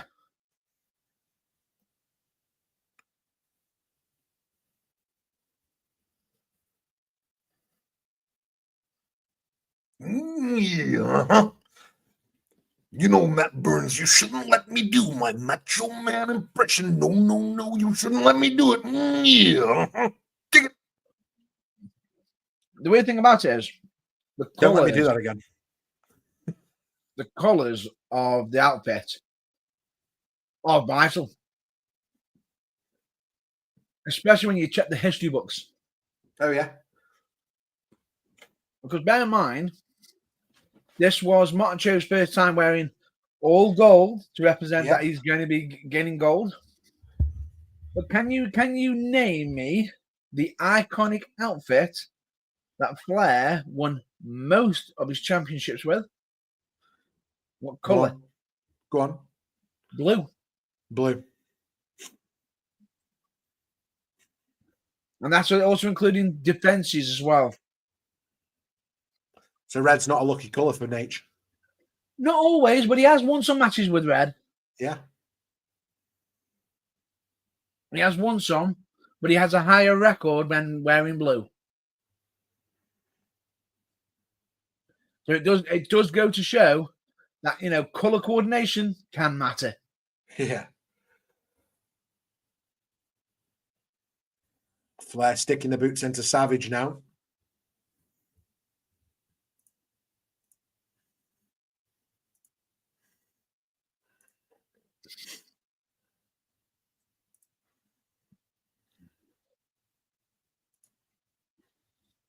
He did. There's been notes today that Typhoon signed a Legends deal with the WWE today. Yes, he has. I believe that statement has been sort of going out, which is certainly interesting. Absolutely. Also, Obafemi's getting quite the rub at the minute backstage on NXT. Not only The Undertaker reckons he's going to be a huge star, but Matt Hardy now has come out as well and said that he thinks that Obafemi's the future. Can you blame them though? I mean, if you don't already, make sure that you're listening to the NXT review each and every week on the Burning Truth YouTube channel 251. Also, you can get the big NXT review anywhere you enjoy your podcast these days as well, Matt Beans. We've sorted that out, haven't we? Wait. And that does also include Apple Podcasts. Okay. Yeah, well done for sorting that out. I know we've had some issues getting it on there, so good. Go on. I will say, sleepless nights, hard work. But if I was to say to you, Matt Burns, that Obafemi is not only is he younger than us, but he's not very old at all. How old would you say you think Obafemi is without cheating and Googling it? I'm not even anywhere near it. Obafemi is 26 years old. That geezer's going to be a megastar, right? 6'6", 310 pounds of absolute muscle. I would have said,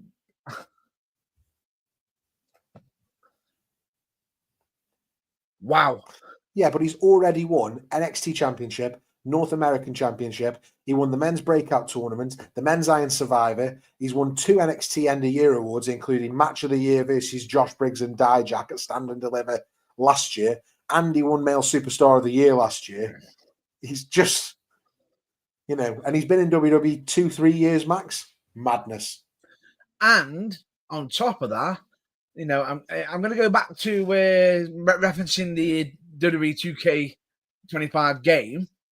Yeah. He's also got unique actions on there that are only fitted for him.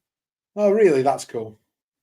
So that not only does showcases how special he is, the fact that he's got his own unique actions of attack, says he's a big deal. He's a big deal. Yeah. And I'll be honest with you, rightly so. Rightly so, because right now, Obafemi's presence, dominance, isn't just affecting NXT, it's also causing effect in TNA as well. Yeah, absolutely. And let's be fair, he absolutely battered Moose. The match was huge at Roadblock this Tuesday. Really, really solid match. But let's be fair, he battered him. Not only that, because of that battering, the system is now currently questioning Moose. Not surprised, man. I believe, if I'm not mistaken, they're even telling Moose that he's got to defend his X Division Championship in Ultimate X. Ooh. Moose will struggle to get up there.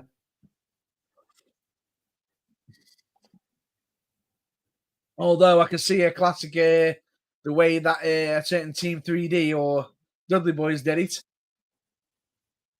Using ladders, even though that's the one match you can't use them in. Yeah. Matt Burns, I'm asking you a serious question here.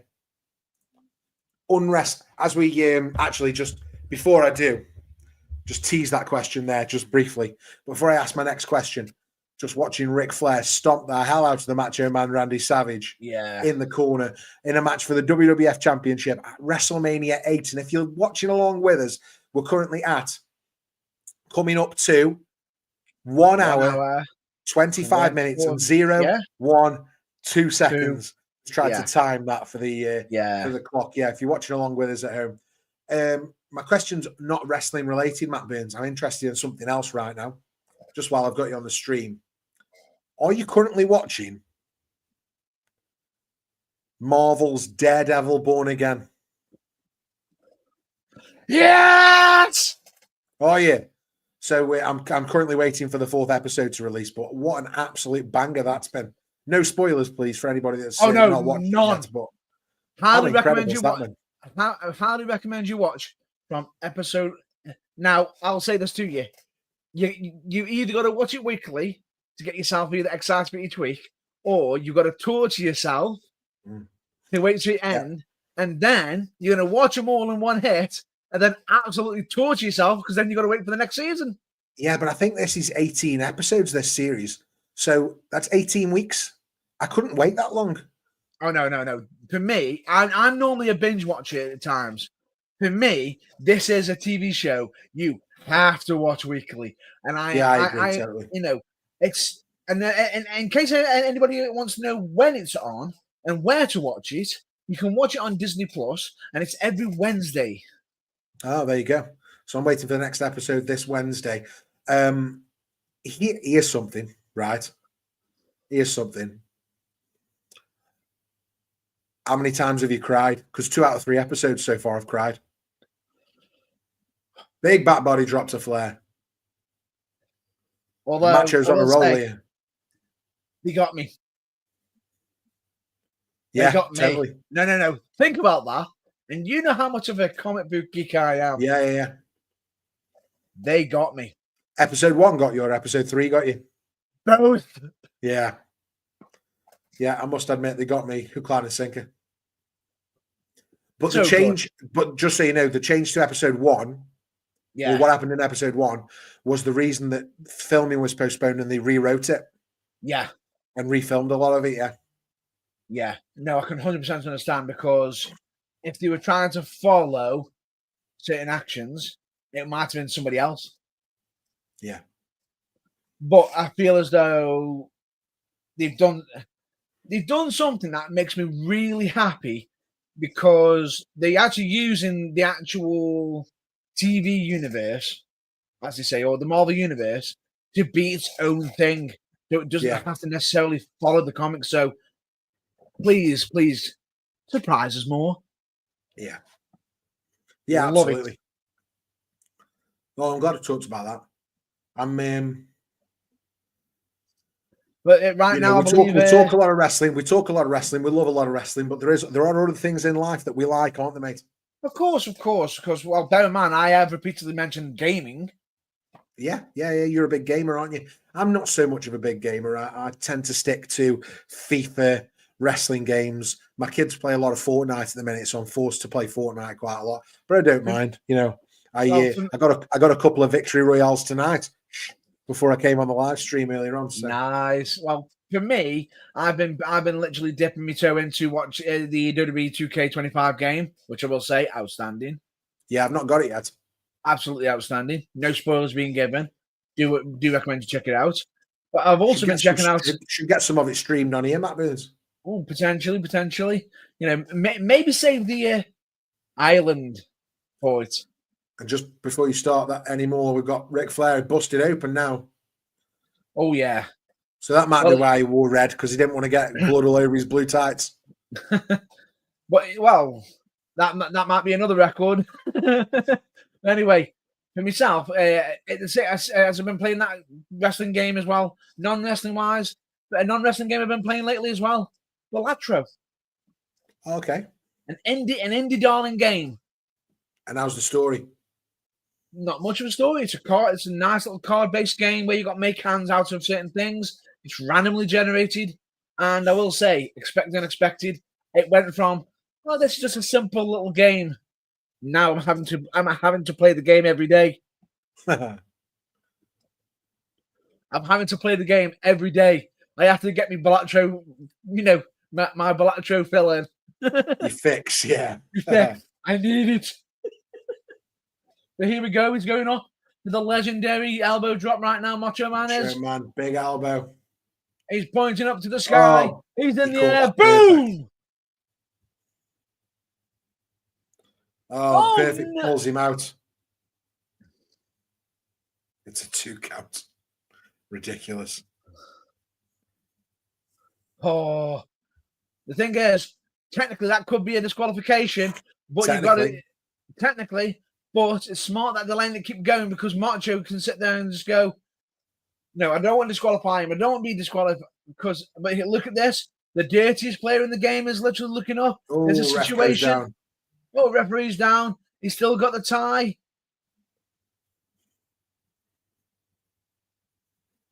Oh, no. What did he give to Flair? He's got some knuckle dusters. Well, we know all about those. Bang! Oh, what a shot with those. Oh. Gonna be feeling that. Spot on. And straight out.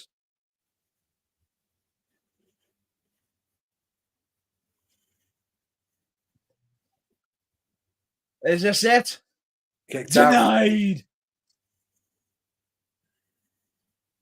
And a little head nose right there to call it down the middle. Good old Hill. Good old Hill. Just stop trying to sell t-shirts. I mean, yeah. Stop selling t-shirts for extra pay. What? I mean, nobody told him they couldn't. I believe that's why he actually got fired, because they did say he couldn't. Him and Dave. Yep. Oh, hang on. We've got a steel chair coming into play. Ooh. Boom!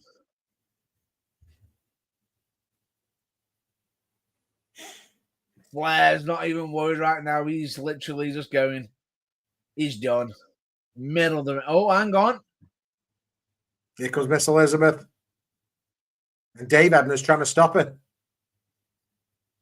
No, do not do this. Shane McMahon as well. A young Shane. Very young. Here comes the money. Money talks. Oh, I like that one. I like that. What? Money does talk. Money talks. Anyway. Here comes the money. Money, money, money, money, money, money, money, money, money. Dollar, dollar. But there we go. We've got Miss Elizabeth at ringside trying to cheer on a man. Ooh. Shin breaker. Yeah. And is this? Figure Figure four. But he's going to see Miss Elizabeth and that's going to spur him on, I think.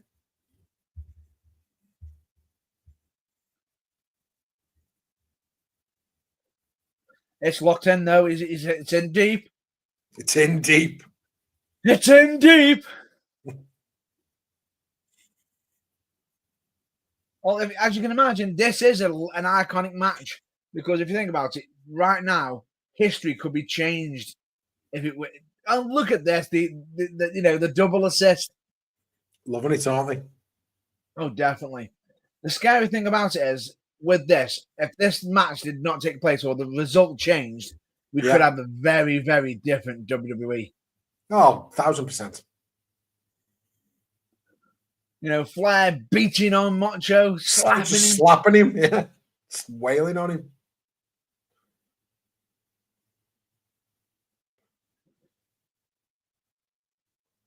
Is he going to turn him over? Is he going to turn the tide? He's turning. I don't think so. He's going to turn. He's going to turn. Flair. He's shaking it. He's rattling. He's almost there. He's almost there. He's almost there. And hang on. We've got the assist. Referee, no, denied and turn over. I like that. Very good reffing. Oh, can't see Derek doing that. He would have missed the kick. Yeah. We'll just count it. big shout out to Derek. 15-year vet, not save one animal.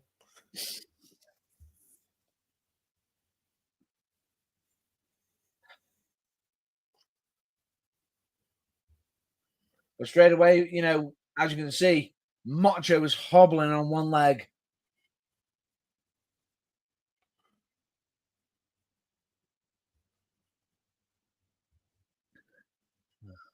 Oh.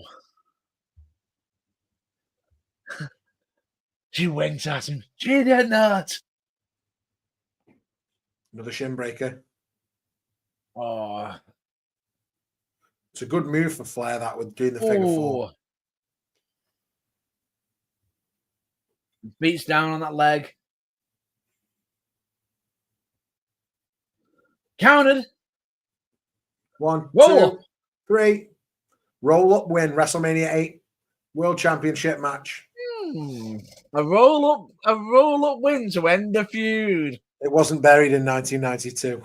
I hate that. But the babyface gets the win, which is the main thing. It's the right thing for the moment. And the belt. And for the belt. I mean, was it the right thing to come off Flair at this time? Maybe not. Maybe not, but who knows? Who knows? Maybe that could be a history that you could possibly rewrite. Maybe. Maybe we go back and we do the what if at some point. He's going for Miss Elizabeth. Oh, what about me? Well, you got the belt.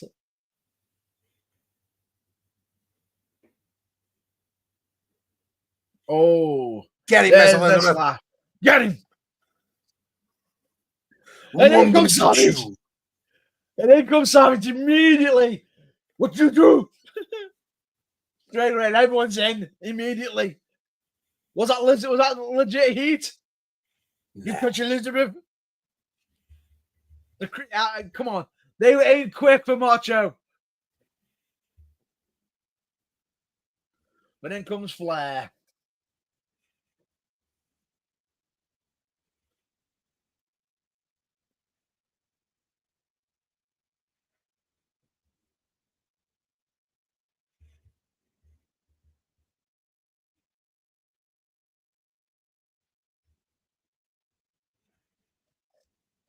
Bedlam and mayhem.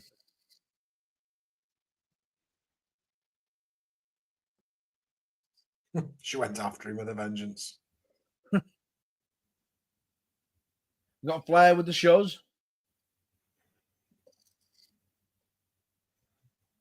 I'll just think if that was today's, that'd be P.T. Williams. Yeah, and Abyss. And who else? Jason Jordan. Yeah, or Kenny Dykstra. Yeah. And anybody else? Hurricane Helms? Or the people that they don't want to say the name of while they're in the ring.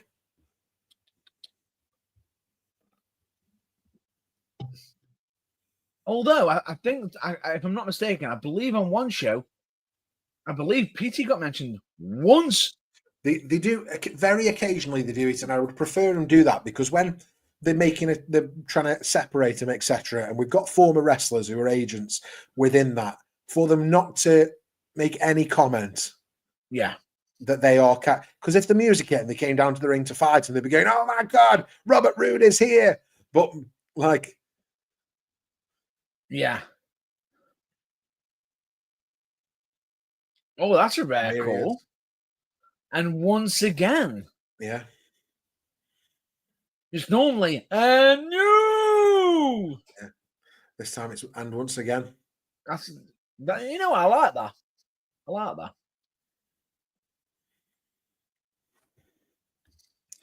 What happens from here with the Savage and the WWF title? Matt Burns, where does he go from here? He goes from here. He starts building a bit of a name for himself, and I believe he ends up going with Hulk Hogan. What, he feuds with Hogan after this? You know, he forms the Mega Powers. Oh, again? Has it happened already? Yeah, we've had the Mega Powers explode, haven't we? I'm just looking it up now. Yeah, that was like WrestleMania 4 or...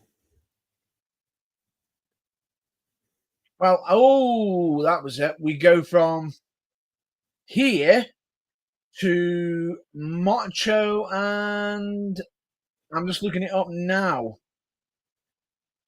Well, as you do that, if you're currently watching along with us, we're at WrestleMania 8. We're at 1 hour, 39 minutes and 47, 48, 49 seconds. So if you're joining us, thank you very much. Get in the comments below. We've asked a couple of questions so far. What is your favorite WrestleMania? Which wrestler never won a world championship but absolutely deserved to?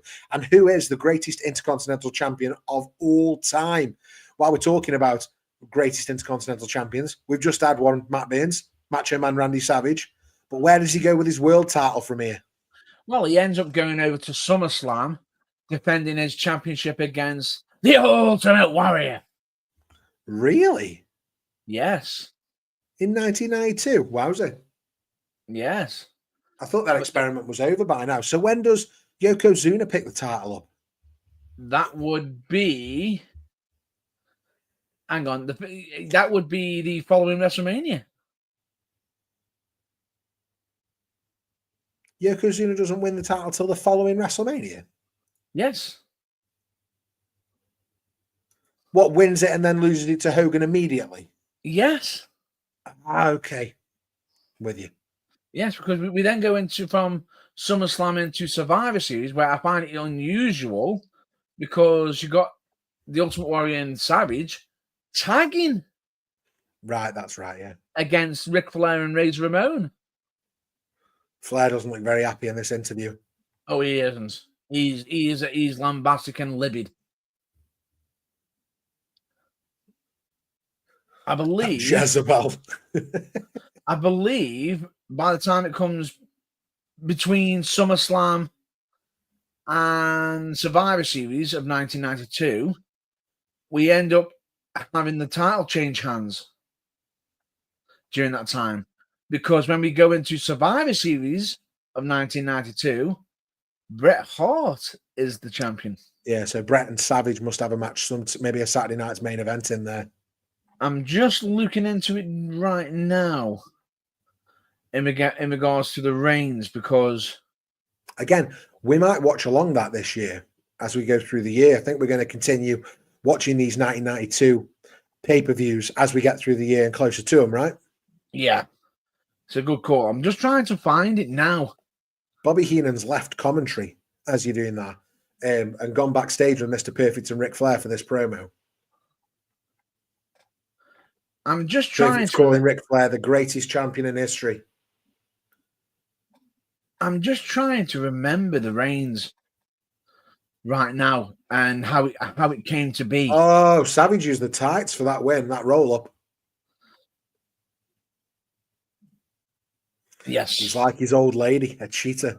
Oh, this is interesting. Go on. The title does change hands twice between SummerSlam and Survivor Series. Ric Flair gains it back. Oh, and then drops it to Bret. On Primetime Wrestling, on air tape delay on September 14th. And the biggest shocker is when Bret Hart won it. You're going to tell me it's a house show now, aren't you? I feel like that's in the back of my brain somewhere. In one house show title win, wowzer. As your first championship. Anything can happen in the WWF. You've got to be there to see it. And it wasn't a short reign either.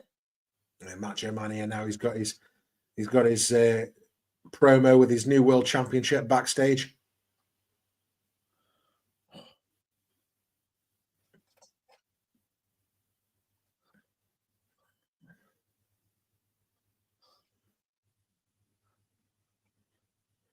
Oh, this is great. Yeah. He wants the whole Flair package. This isn't over. Ooh, yeah. Yeah.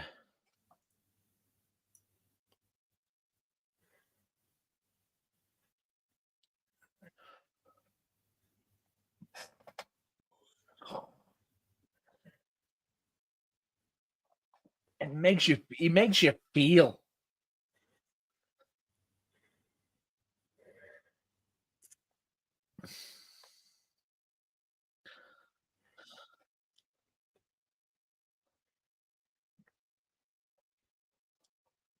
Watch me and Gene asking Elizabeth here.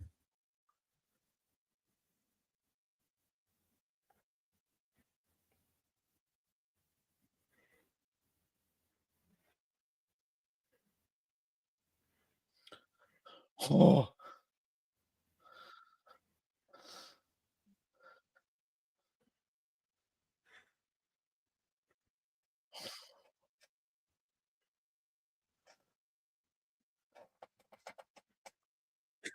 I love Randy Savage. That's a cracking promo. If you get a chance to watch anything off that show, watch that promo. Yeah. It's about 1 hour, 45 minutes through. As we're watching, we're at 1 hour, 45 minutes, 21, 22 seconds if you're watching along with us on The Burning Truth. Yeah. WrestleMania 8.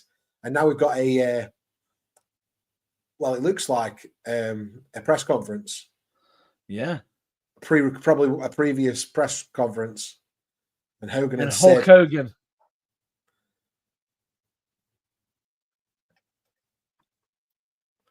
Ah, right, okay.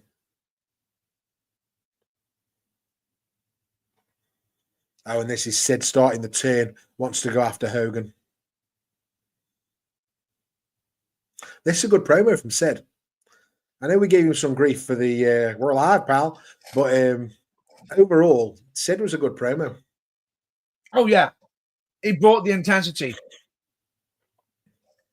And what about this for a star-powered main event to Saturday night's main event? The Undertaker and Ric Flair versus Hogan and Sid Justice. That's a huge match. That's a huge main event. Huge. But look at that. You can see the look. Come on, brother. Help me out, brother.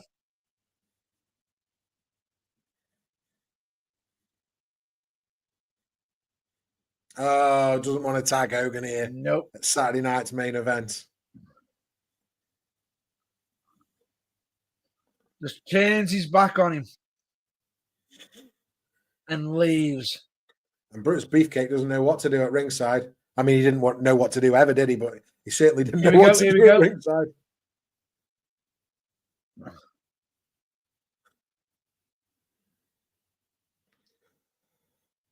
He can help himself.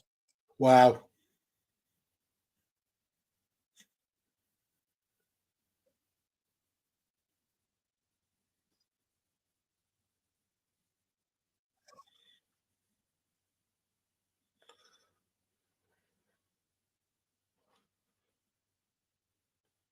I don't know much about this feud at all. I was much more familiar with the Flair Macho Man feud. Yeah. This, I knew they had the match, and I knew they set it up originally at the Royal Rumble, if you like, when Hogan eliminated Sid. Yeah. Set it in motion there, didn't they? But I didn't know. I don't know, like all these segments, etc. Yeah. Mainly, I didn't know Brutus Barber Beefcake was mainly included in all this. Yeah, he will be because he's good friends with Hogan. Yeah. And the scary thing about it is right now we've got him going ballistic, trashing the place, and what's he got all over his face? I believe some of the products that he just broke. That's what I'm sticking to. That's what I'm saying, and that's what I'm sticking to. Yeah, let's hope. The point being is, it's not a coke rage, is what you're saying. Yeah, I'm definitely saying it's not that. No. The point being is, right now, you've got Sid Justice, who has livid that Hogan has taken that spotlight again. And you can see him getting enraged. You know, it should be him. You know, he is the ruler of the world. And look at this. Was he still Sid Justice at this point? Sid Justice.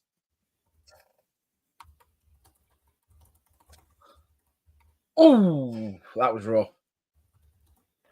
Right, my next question then for the chat, if anybody fancies answering it, or in the comments below, is was Sid Justice versus Hulk Hogan, was that the rightful main event?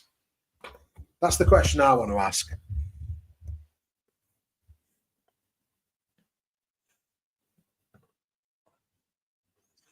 Sid is an absolute powerhouse here. Again, if you're watching along with us live, we're currently watching WrestleMania 8. We're at 1 hour, 49 minutes and 35, 36, 37 seconds. If you want to watch along with us. And just as we watch a video package of Sid absolutely doing guys over on the road to wrestling Hogan in this WrestleMania main event. He looks deranged.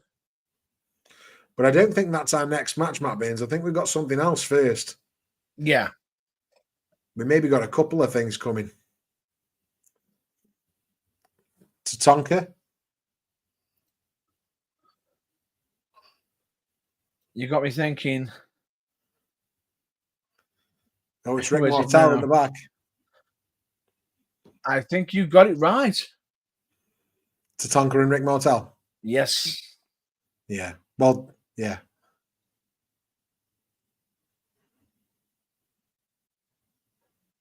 I love the model Rick Martel, you know. It's a silly gimmick, and it's something they did over and over again through the years in different iterations. You know, the last version was like Rob Conway did a pretty good version of this, didn't he?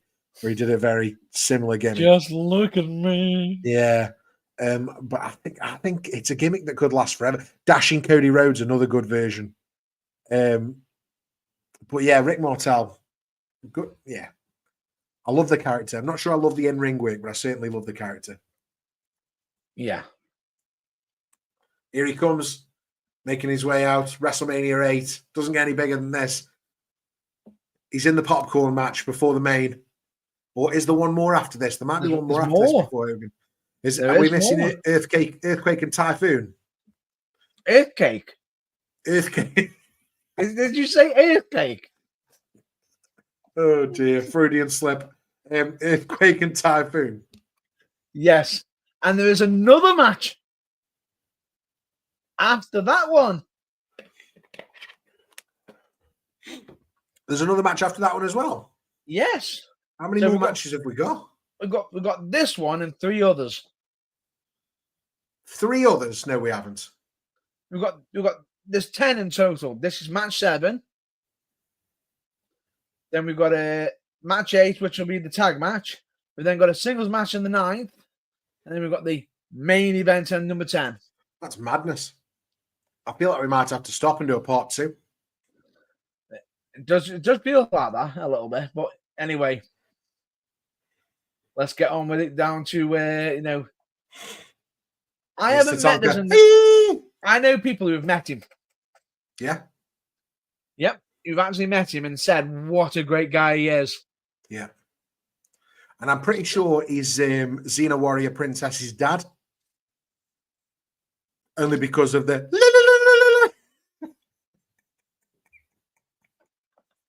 I used to love Xena Warrior Princess. For anybody that's watching that might be Googling that, that's absolute rubbish. I've just made that up. Couldn't help myself.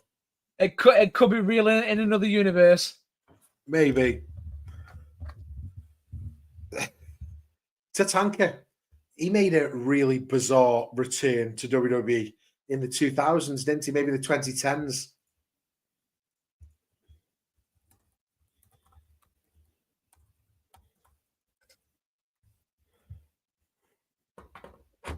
Here we go.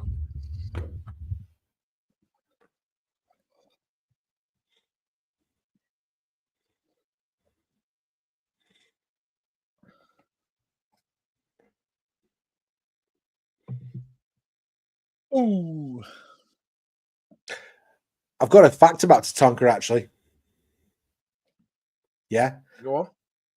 So you might remember that early in his WWF run, Tatanka would take a pillow to the ring. Any ideas why he did that? Go on. Well, it's because his undefeated streak was putting his opponents and the fans straight to sleep. Ho! A bit of Tatanka hate on the pod. I may have actually borrowed that from him at one point during a certain feud I had in the past. He's all right, really, Tatanka. He's all right. No, you don't know about this, do you? This is some history. No. Go on. During a time when I was having a match against a certain individual. Just say names, Matt Baines, God. Richard Lees. Right, yeah. Put him in a sleeper as he's going down.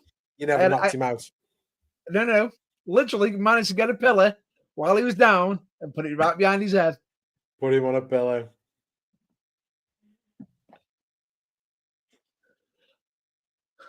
But, you see, he's that boy and he put himself to sleep and followed it with a stomp.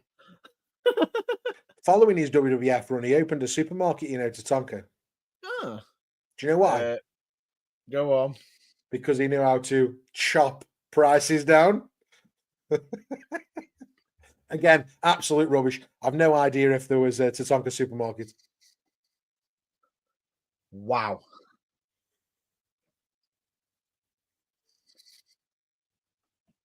Wow. A lot of Tatanka hate tonight. I never knew I disliked him so much. Yeah, he's such a nice guy. How can you do this? Yeah, I like him, really. But I tell you I don't like. Go on. That whiny bitch, Bret the Hitman Hart. Oh, we know your natural hatred for him. Hate's a strong word. I strongly dislike. We know you dislike him. It's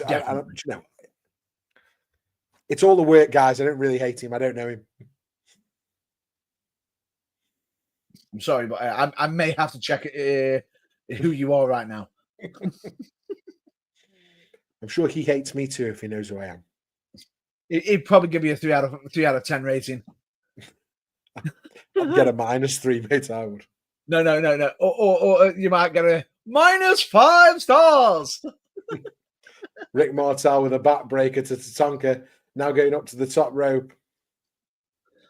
Here we go. We've got Jim from Friday Night Dinner refereeing this match again.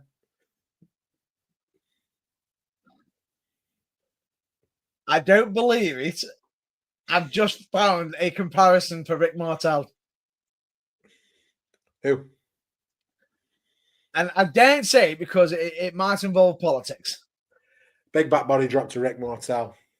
Couple of chops. He looks like he looks like a certain Rishi Dishy. He does a bit, fair dues. the model Rishi Sunak. He does not. Wow. I can't see it now. I blame you for the comparisons. It's because that ref looks like Jim. Big clothesline from Rick Martel to Tatanka. It's in. It's done.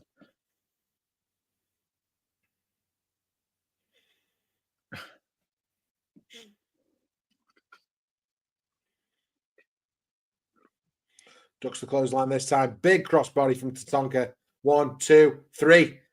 Crossbody finishes him. Rick Martel's done. Tatanka gets the win. So that's who I borrowed. So that's where I borrowed that finish from. Maybe.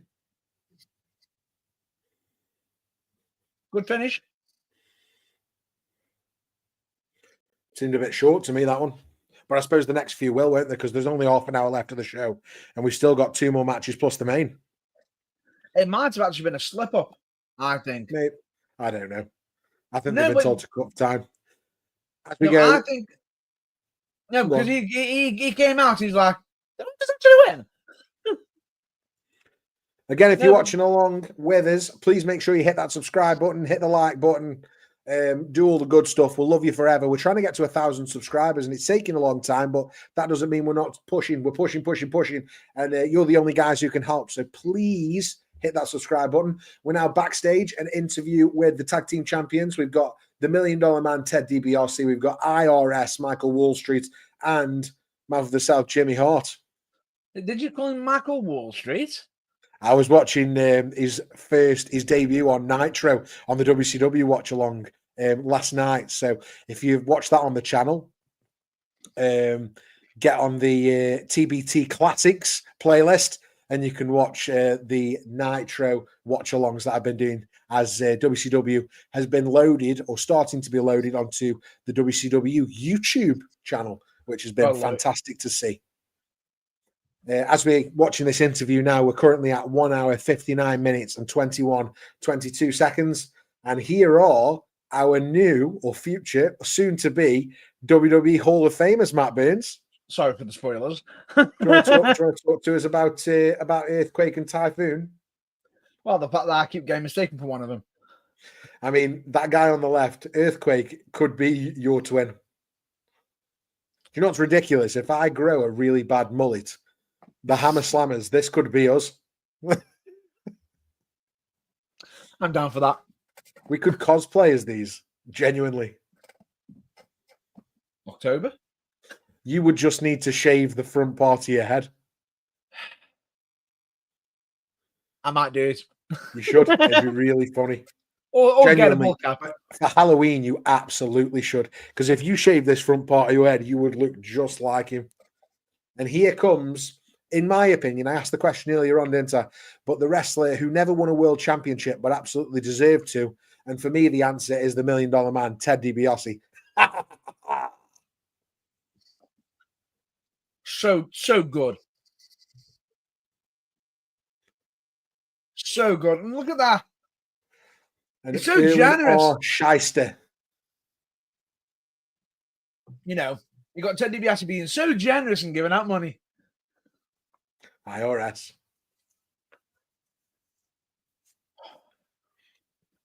Money Incorporated. Gotta love it.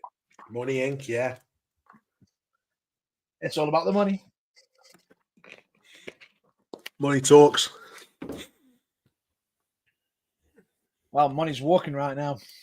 Hey.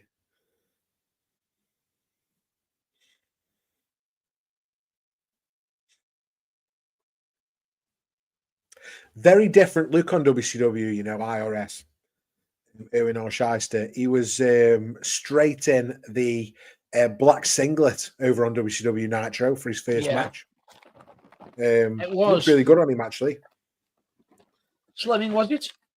And do you know what? As I watched it, also, he's not the only person in this match who was on WCW at that time, because Earthquake was over there as well as Avalanche. Oh. So that series is 1995 Nitros. So I think it started September 95. So by September 95, IRS and Earthquake over on the WCW side.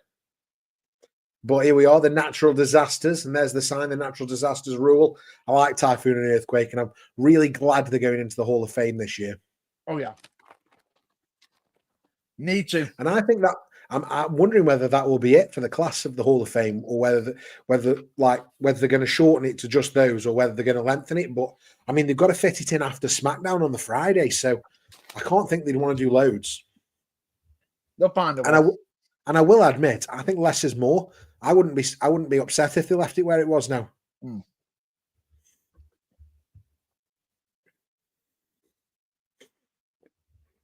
I do wonder how long it'll be till they put The Rock in there. Just make you wonder.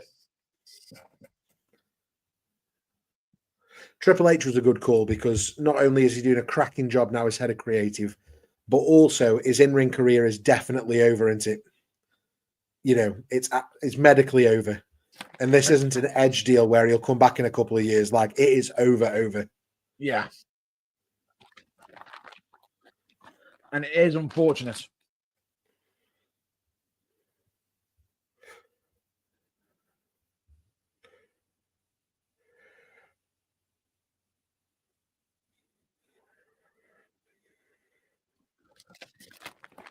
This is weird, seeing the natural disasters as the faces. The babyface team. Just goes to show, though, that the big guys can be babyfaces. You know, we've seen it most recently on TV with the likes of Heavy Machinery, haven't we? Oh, yeah. Nice pack of crisps, mate. I've not done the snacks thing tonight. I've just done the drinks. I had an energy drink at the start, and then I've been on the water ever since. Oh, big clothesline from Earthquake. And then a second one to IRS. First one to Ted DiBiase, and now he's just wailing on him, bumping him around. In comes Typhoon. It's coming together. Ooh, and Earthquake and Typhoon standing tall, yeah. Natural disaster standing tall in the ring. Was Typhoon Tugboat? Yeah. Yes.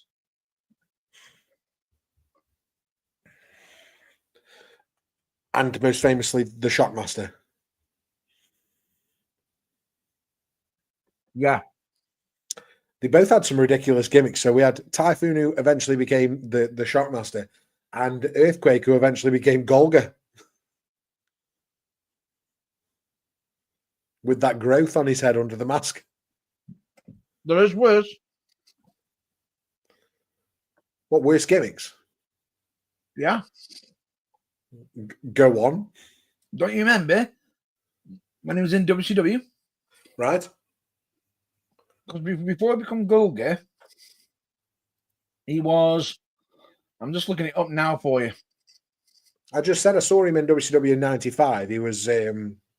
Avalanche, yeah. But that wasn't his only appearance. I'm just trying to find it now for us. He was even the dreaded The Shark. Oh, The Shark, yeah.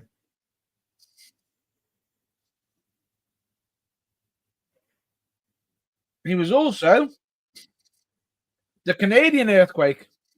Yeah.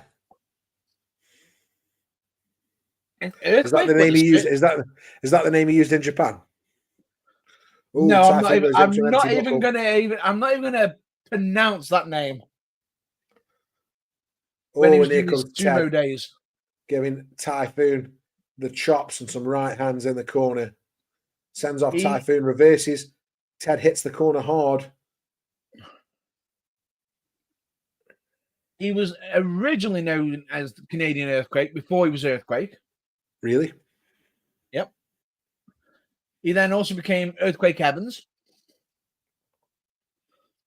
The Gargoyle. The Gargoyle. Golga, yeah. Part of the oddities. His real name? Oh, that didn't happen. Oh, he did go over in the end. Well done, Typhoon.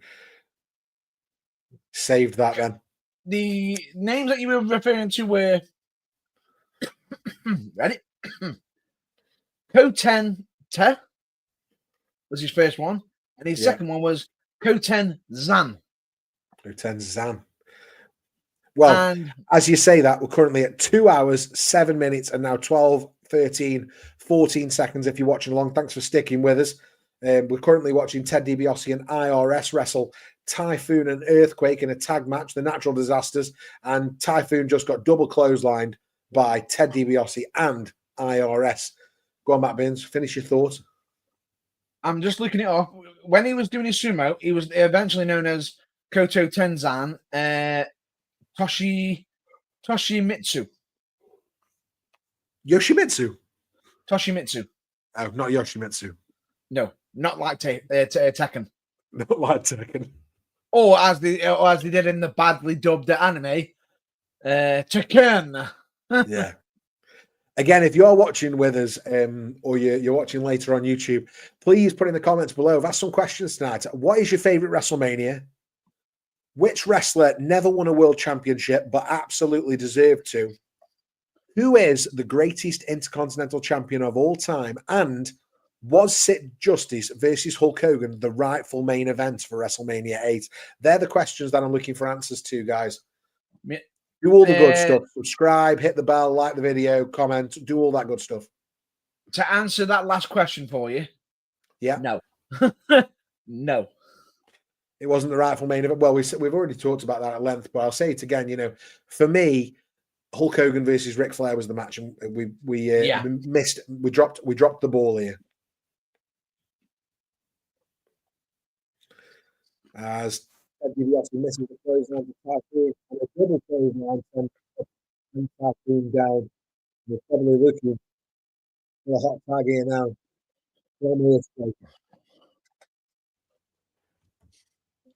Falling asleep. He's not falling asleep. No chance. He's reserving energy. Yeah. 1000%. Oh, here we go. Boom. I thought that was going to be a drop kick, Dan. But then again, Earthquake. Line to IRS. Line to Ted DiBiase. Bump. For a big man, he can move. And here we go. Irish whip. Meet in the middle. Boom. Big double bump. Ooh. They just don't look very like the big guys. I know the big guys, and I know like they're not used to playing the babyface, but they're not necessarily like giving much fire here, are they? Like I just want a little bit more Sami Zayn in the mannerisms. Yeah, I just want a bit of come on. And here comes Earthquake now. Oh, here we go. We've got a comment, Matt Burns. And I think this is an answer to which wrestler never won a world championship but absolutely deserved to. May Eunice thinks that Razor Ramon should have been champion at least once. Yeah.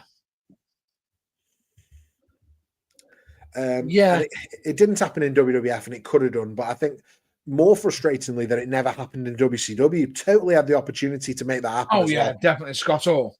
Yeah.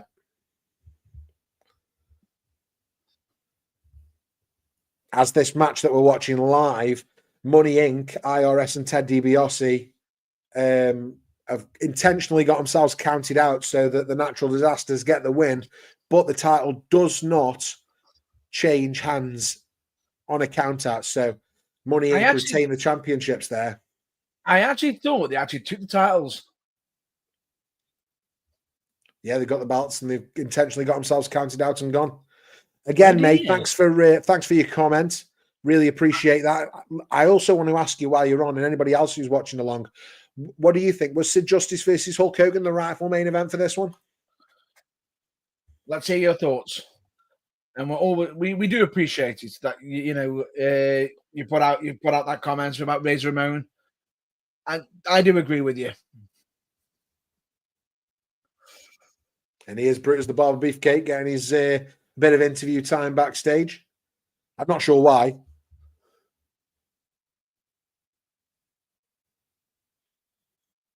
Like, what's he got to do with anything at this point?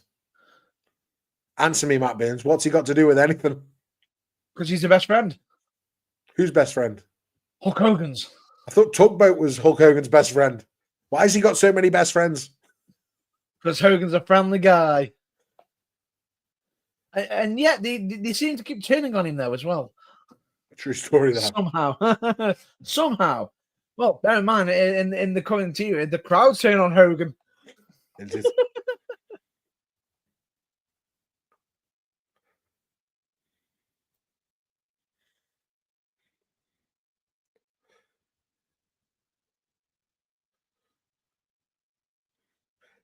Hey, there's one thing I'll tell you about Bruce the Barber Beefcake. He's the #1 Hulkamaniac, he says. Of course he is. Hogan kept him in the job. Brother Brutai. And this is our last match now before the main event, by the sounds of it, Matt Burns. Yes, it is. So the match that is going to come before the World Championship match on WrestleMania 8 is Owen Hart. Oh, he just got spat in the face by Skinner. Oh, so it's Owen versus Skinner. Right, okay. Yes.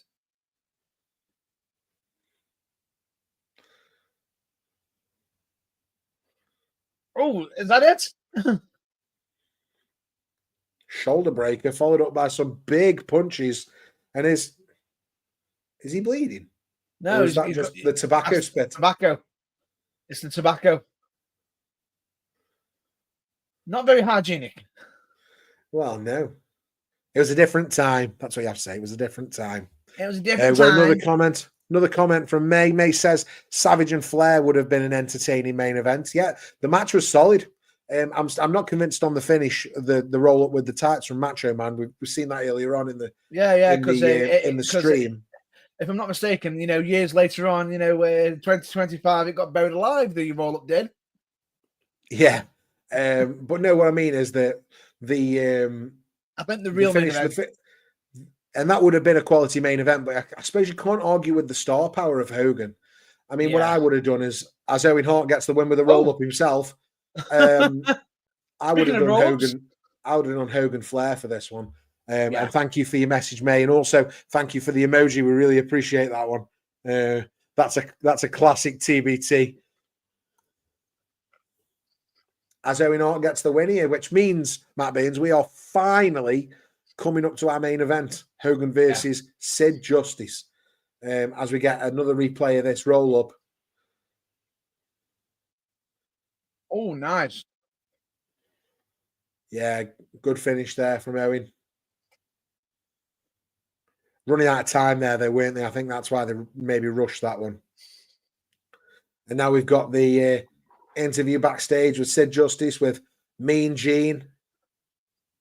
And I can't tell who that is behind him, Matt Burns. You're going to have to fill me in there. Harvey Whippleman. Is it Harvey? Harvey Whippleman. Hart?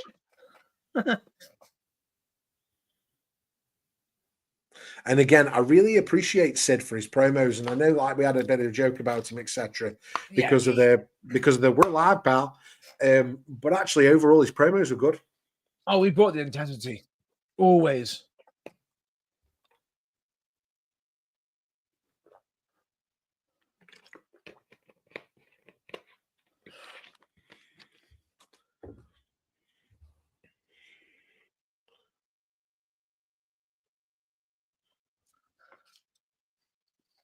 He promises it's going to be his last match.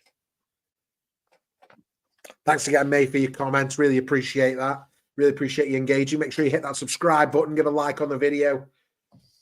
And now we've got the interview from Hulk, but I think this was before, and being interviewed by good old Vincent Kennedy McMahon here, Matt Baines. No comments. No. This is on the march to WrestleMania a week before. It was.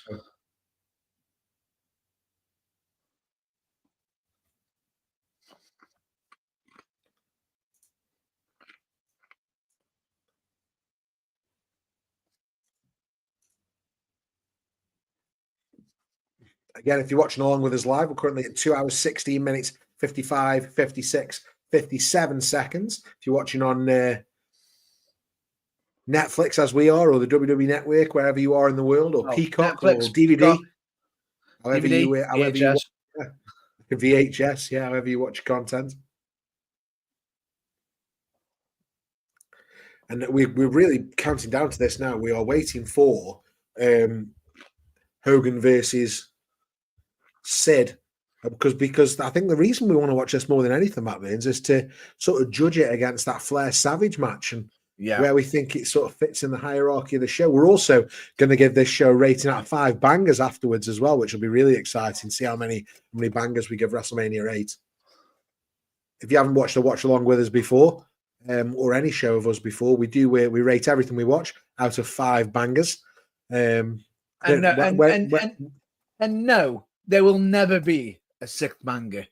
5 is the max. Well, that depends if we watch anything in the Tokyo Dome, I suppose. Or the Superdome. The Superdome.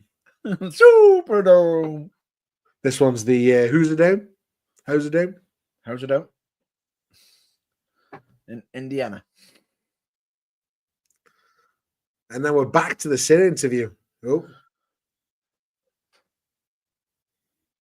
Oh. Here's the intensity. Yeah.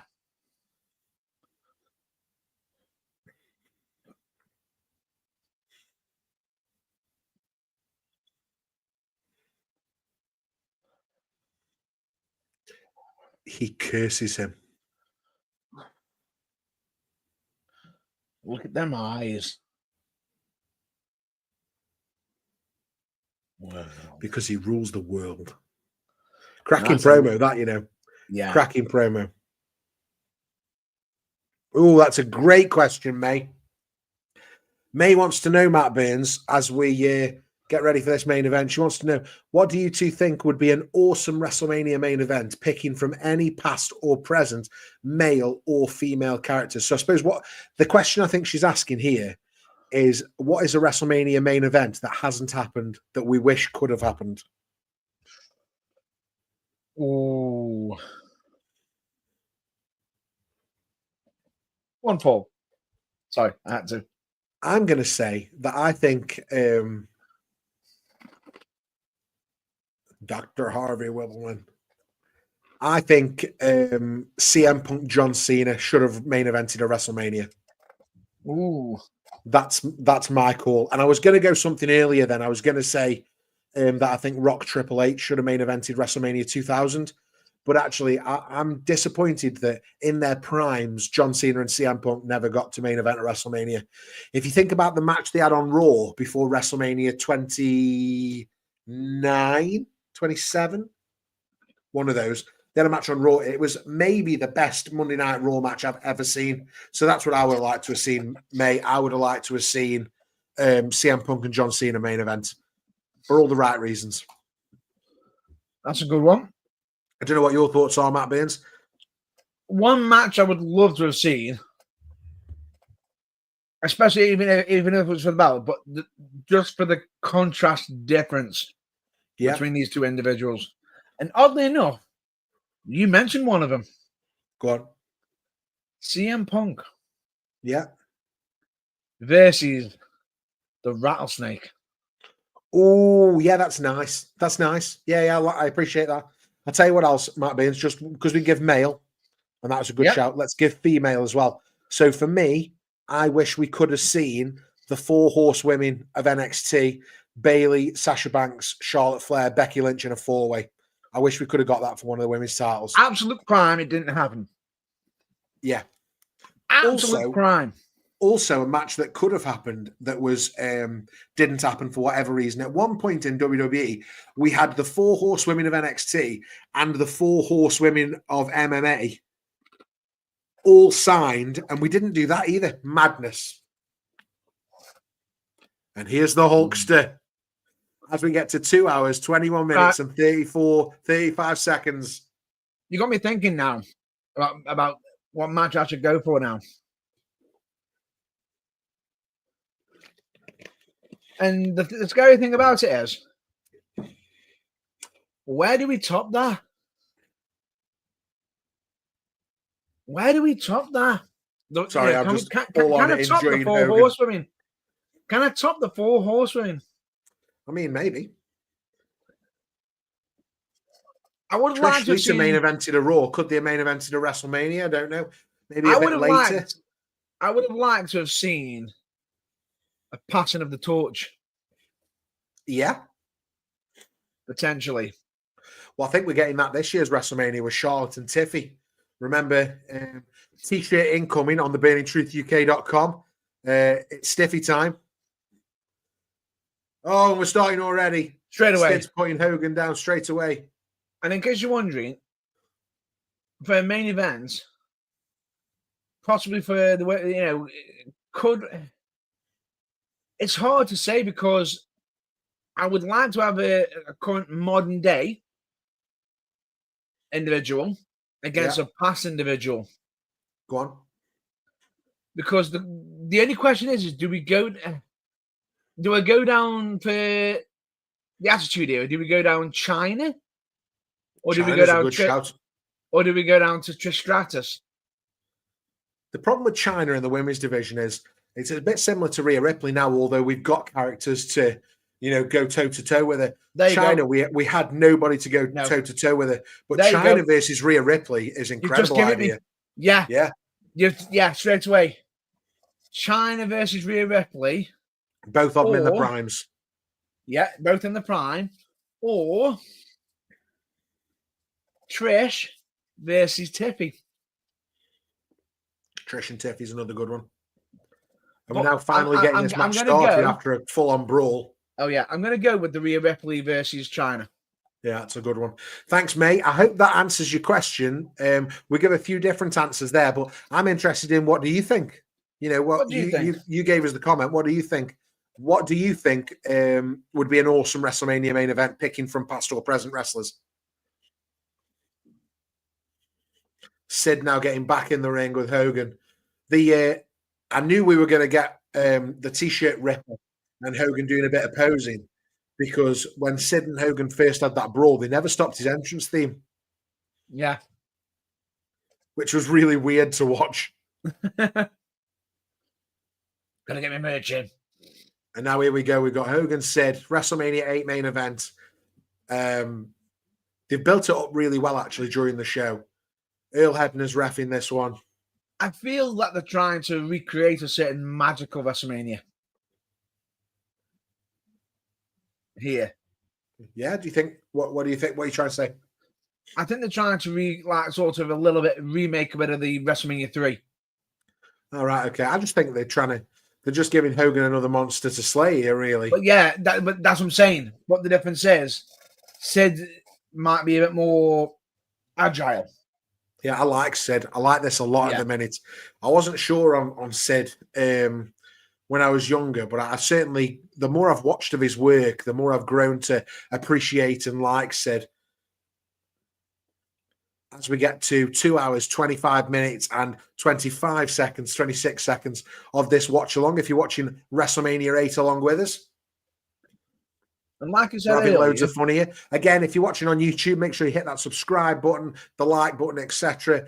If not, and you're listening to this on your podcast app, because this will be going out as this week's Burning Truth Podcast 2, make sure you give us a subscribe on there. And also, find us on the YouTube, guys, because we're really pushing it on there at the minute. And, I love that you're listening to this in the car or on the train or wherever you're listening to it. But we're also all over YouTube with lots more content than what you're getting on your RSS feed. So we're everywhere for you. We're everywhere. In other words, we're coming for you. Did you see that? We're coming for you, Tessa. Yeah. But look at this. Great way to sort of hype up the advantage. But here's the thing. This is what I think is really clever. Like what you said earlier in the tag match, how the big men weren't doing the crowd work and everything. Oh, yeah, they're doing it here. Sid, on the opposite side, as a villain, is doing crowd work. Yeah. And you don't see much of it anymore because we play for the camera now as opposed to playing for the crowd. And my point more with Typhoon and Avalanche was about, Typhoon and Earthquake, was about their fire and their sort of in-the-moment charisma, which you're getting from these two. But You know, this is the sort of wrestling that I love, because this is more character work. Yeah. And I love that part of wrestling, the showman part of wrestling. Undertaker would agree with you. Maybe.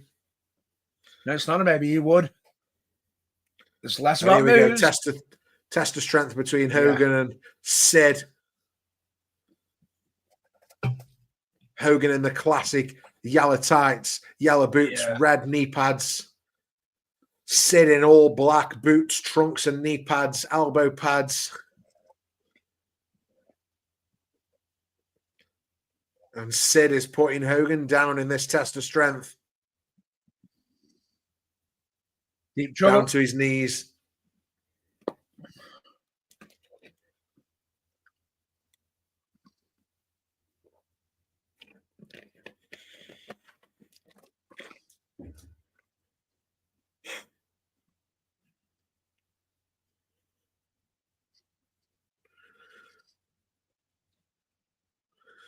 Checking on Hogan Hebner.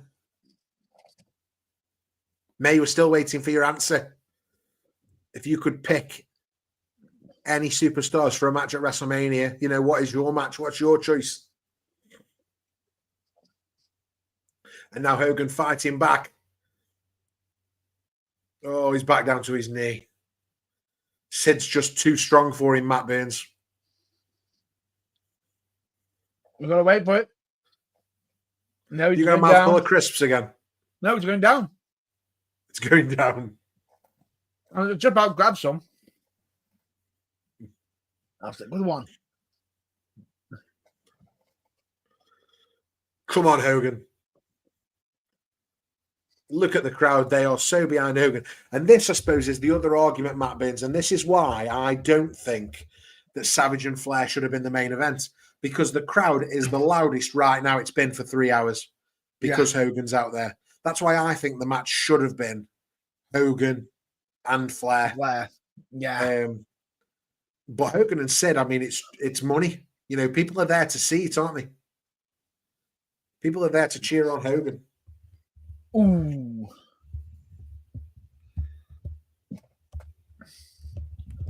I'm just trying to remember when he made the transition from Justice to Vicious. And when did he get to Psycho? Was that WCW? Or was Vicious WCW and Psycho was when he came back to WWF? That's what I'm wondering. Yeah, I'm not sure. It's definitely worth a Google.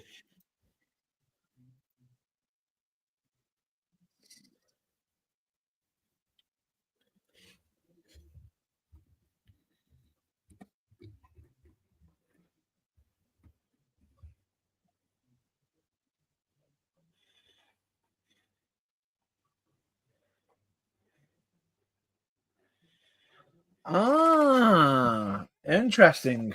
So I think Sid Vicious was his WCW name.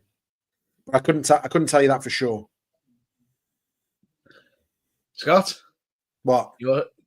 Your fact, your statistic.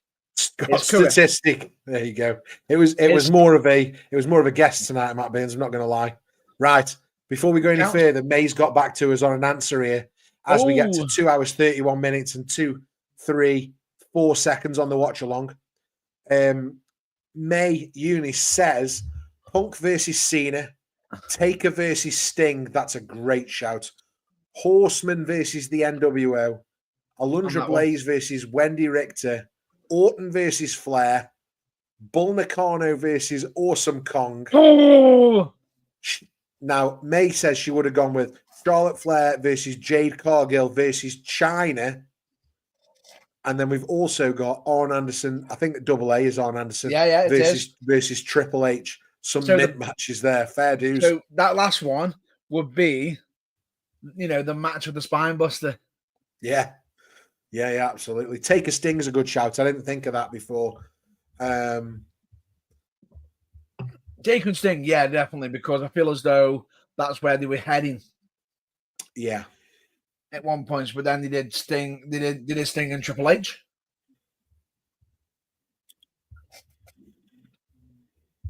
The Four Horsemen versus the NWO.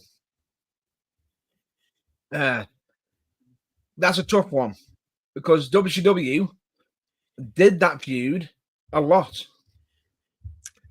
Yeah, but yeah, they did. I'm not sure on that one either. I would definitely have liked to have seen the Four Horsemen versus Evolution, but unfortunately, there's one of them that's in both groups. So, well, Ric Flair's so good he can wrestle himself. yeah, he's in the Hall of Fame twice. Why can't he be in a match twice? Yeah, exactly. Just have him in certain, swapping gear where he can just let you click look at that Sally from Hogan. He almost looks like he's crying. Oh, I'm crying. He upset me, brother. Thanks, mate. Really enjoyed having a look at that. Orton Flair's an interesting one. Bull Nakano versus Awesome Kong is like elite level match. I love that you put that in there. Or Alundra Blaze. I would have done a triple threat though, and whacked Nia Jax in there as well. But that's just me. Do you know what would be a good match actually if you could take people out of any time period in their prime? A babyface China versus a heel Nia Jax. Oh, would be really good, wouldn't it? Oh, that'd be great. I'd love to see because China's getting the win there, but it would be good to see like the unstoppable force versus the immovable object. You get almost your female version of WrestleMania 3 there, don't you? Oh, I don't know about this one, but Eddie Guerrero versus Dirty Dom. Oh, nice. Yeah, that'd be cool. That'd be a nice little interesting one. Hogan Cena. Hogan is which Cena? So we're talking peak Hogan versus peak Cena. Who wins? Hogan must pose. Cena lost a lot more in his career than Hogan did. Yeah, well, that's what I don't get. That people sit there saying Cena always buried people. No, he put over talent, a lot of talent. The problem was nobody was as over as he was ever. Big powerbomb to Hogan. Oh my God, that sell. Did you see that sell? He did. He gave it to Jacob Fatu on the floor. And now he's hulking up. Now, if it was me, I would have been checking. I would have been checking his arms, checking his pulses. Yeah, here comes Hogan. He's hulking up. Impervious to pain. Boom, right hand.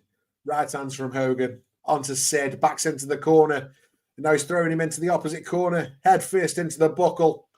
And now into this one. Off the ropes. Hogan, big boot. Boom, he hits it. But Sid doesn't go down. Hogan, he's going to have to go for the slam. It's one of those matches. Asking the crowd, should I slam him? Oh, big slam on Sid. And now Hogan's ready. Goes for the leg drop. Big Boom! leg. Makes the cover. 1, 2. And Sid kicks out. Sid kicks out.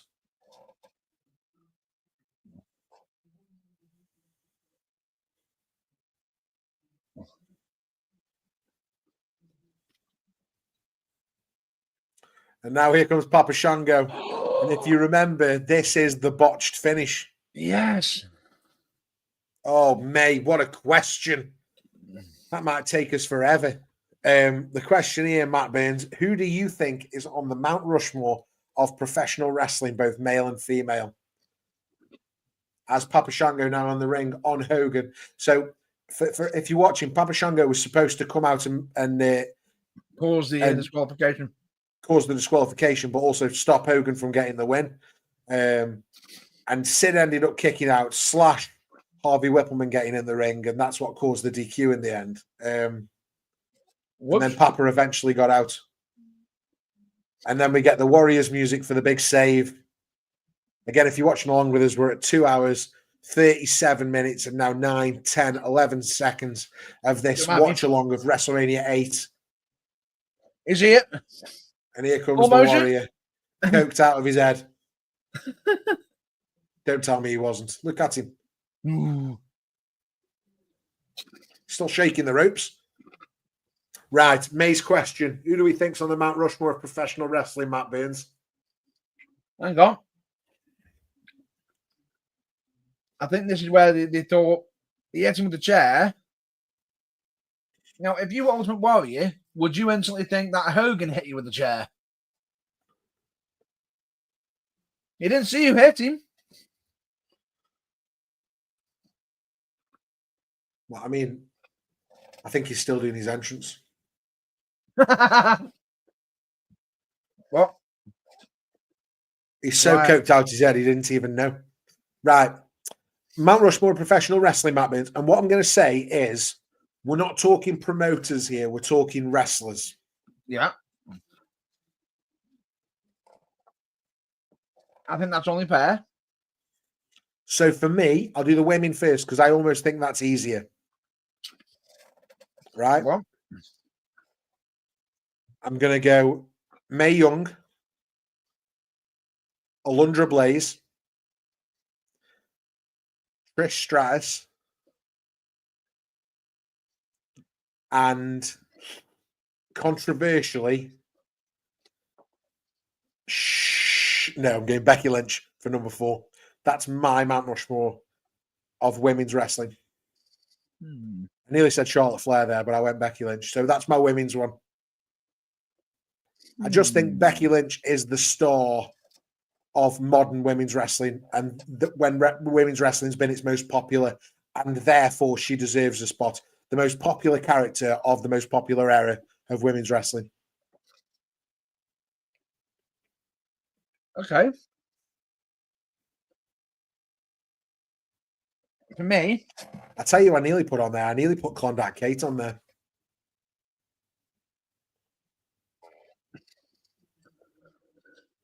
As we get Hogan and Warrior posing to end WrestleMania. Out. Would you like mine? Yeah, definitely. Give it. I feel that we will be very remiss to not include her. Okay. For breaking down barriers, the fact that she was the first one to be in the Men's Royal Rumble ever. China. Okay, yeah. She has to be in there. Trish Stratus, 100%.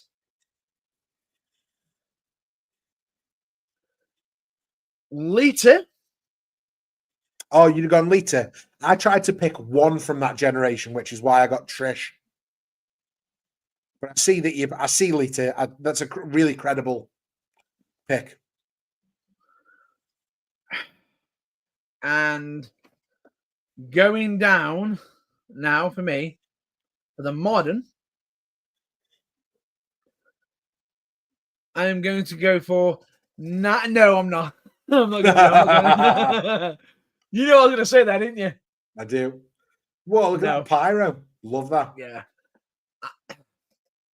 I feel as though, yes, Becky Lynch was absolutely phenomenal, but so was AJ Lee in a short time as well. Interesting choice. But,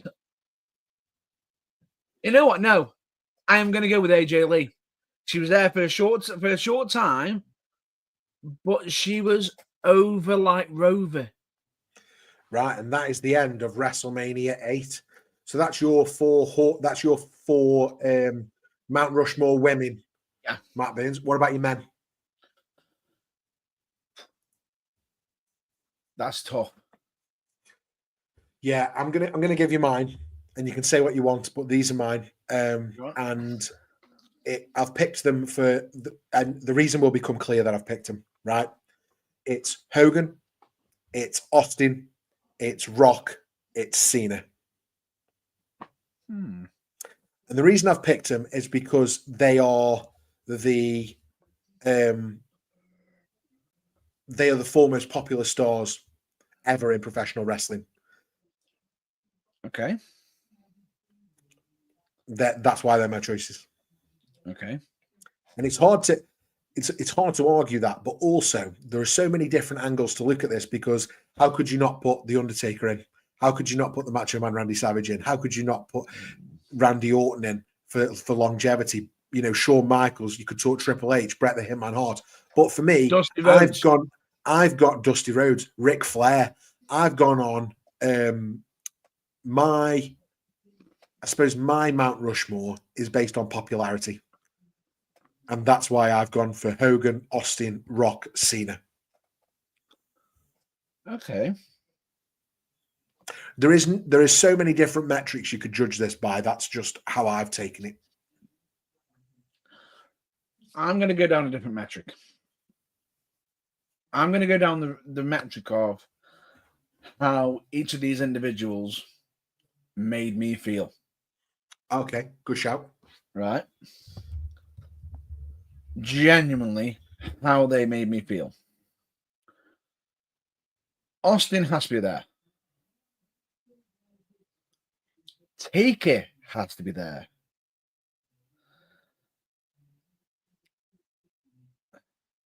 As much as I would love to say Hogan is on there, I can't, because I feel as though during the time I sort of missed him in the back. If you get what I'm saying there. Because if you remember, I said my first official live, WrestleMania was WrestleMania 10. Yeah. So he's before your time. He's before my time. For me to watch it, I used to have to watch it on them, on literally rented VHS tapes. Yeah. Right, just to watch the past stuff. Yeah, now, go down to Blockbuster and get them from there. Well, for me, it was a local one, which was formerly known as West Side Video. Right. Okay. For me, shout out to West Side Video. Unfortunately, it's no longer around. Come on. So what we got? We've got Hogan. We've got Austin. We've got Taker. There's no way I can't include this individual. Eddie Guerrero. Oh, Eddie Guerrero. I have to have Eddie in that. I have to. That's interesting. Simply for the fact of his classic WCW Halloween Havoc match with Rey Mysterio. Okay. Whatever role he was in, he didn't just give it a lift. Even when he's during his dark times, he gave his all whenever it came to wrestling. Whenever he was wrestling. And the promo he cut with Brock Lesnar about addiction. Yeah. That sticks out. Yeah, it's a great promo. A mile out for me. And number 4. So we've got Undertaker, we've got Austin, we've got Eddie Guerrero. I would be hard to remiss if I didn't include this individual, because I have borrowed from this individual. And yes, you did sort of indicate to one of his characters. Mrs. Foley's baby boy. Yeah, Mick Foley was always going to be in yours, Matt Burns. Fair dues. May's also asked us another question, but what I'm going to do, Matt Burns, I'm going to keep this in my pocket for next time we go live. Greatest moments in wrestling so far. I think I already know what my answer is. No, but we'll definitely do that. Now, no, we'll do that on a future stream. No. We always leave them wanting more, Matt Burns. And I think it's time that in wrestling vernacular, you take us home.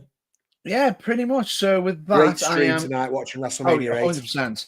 With that, that's a wrap on our WrestleMania 8 watch along. What a night, what a match, and what a historic moment.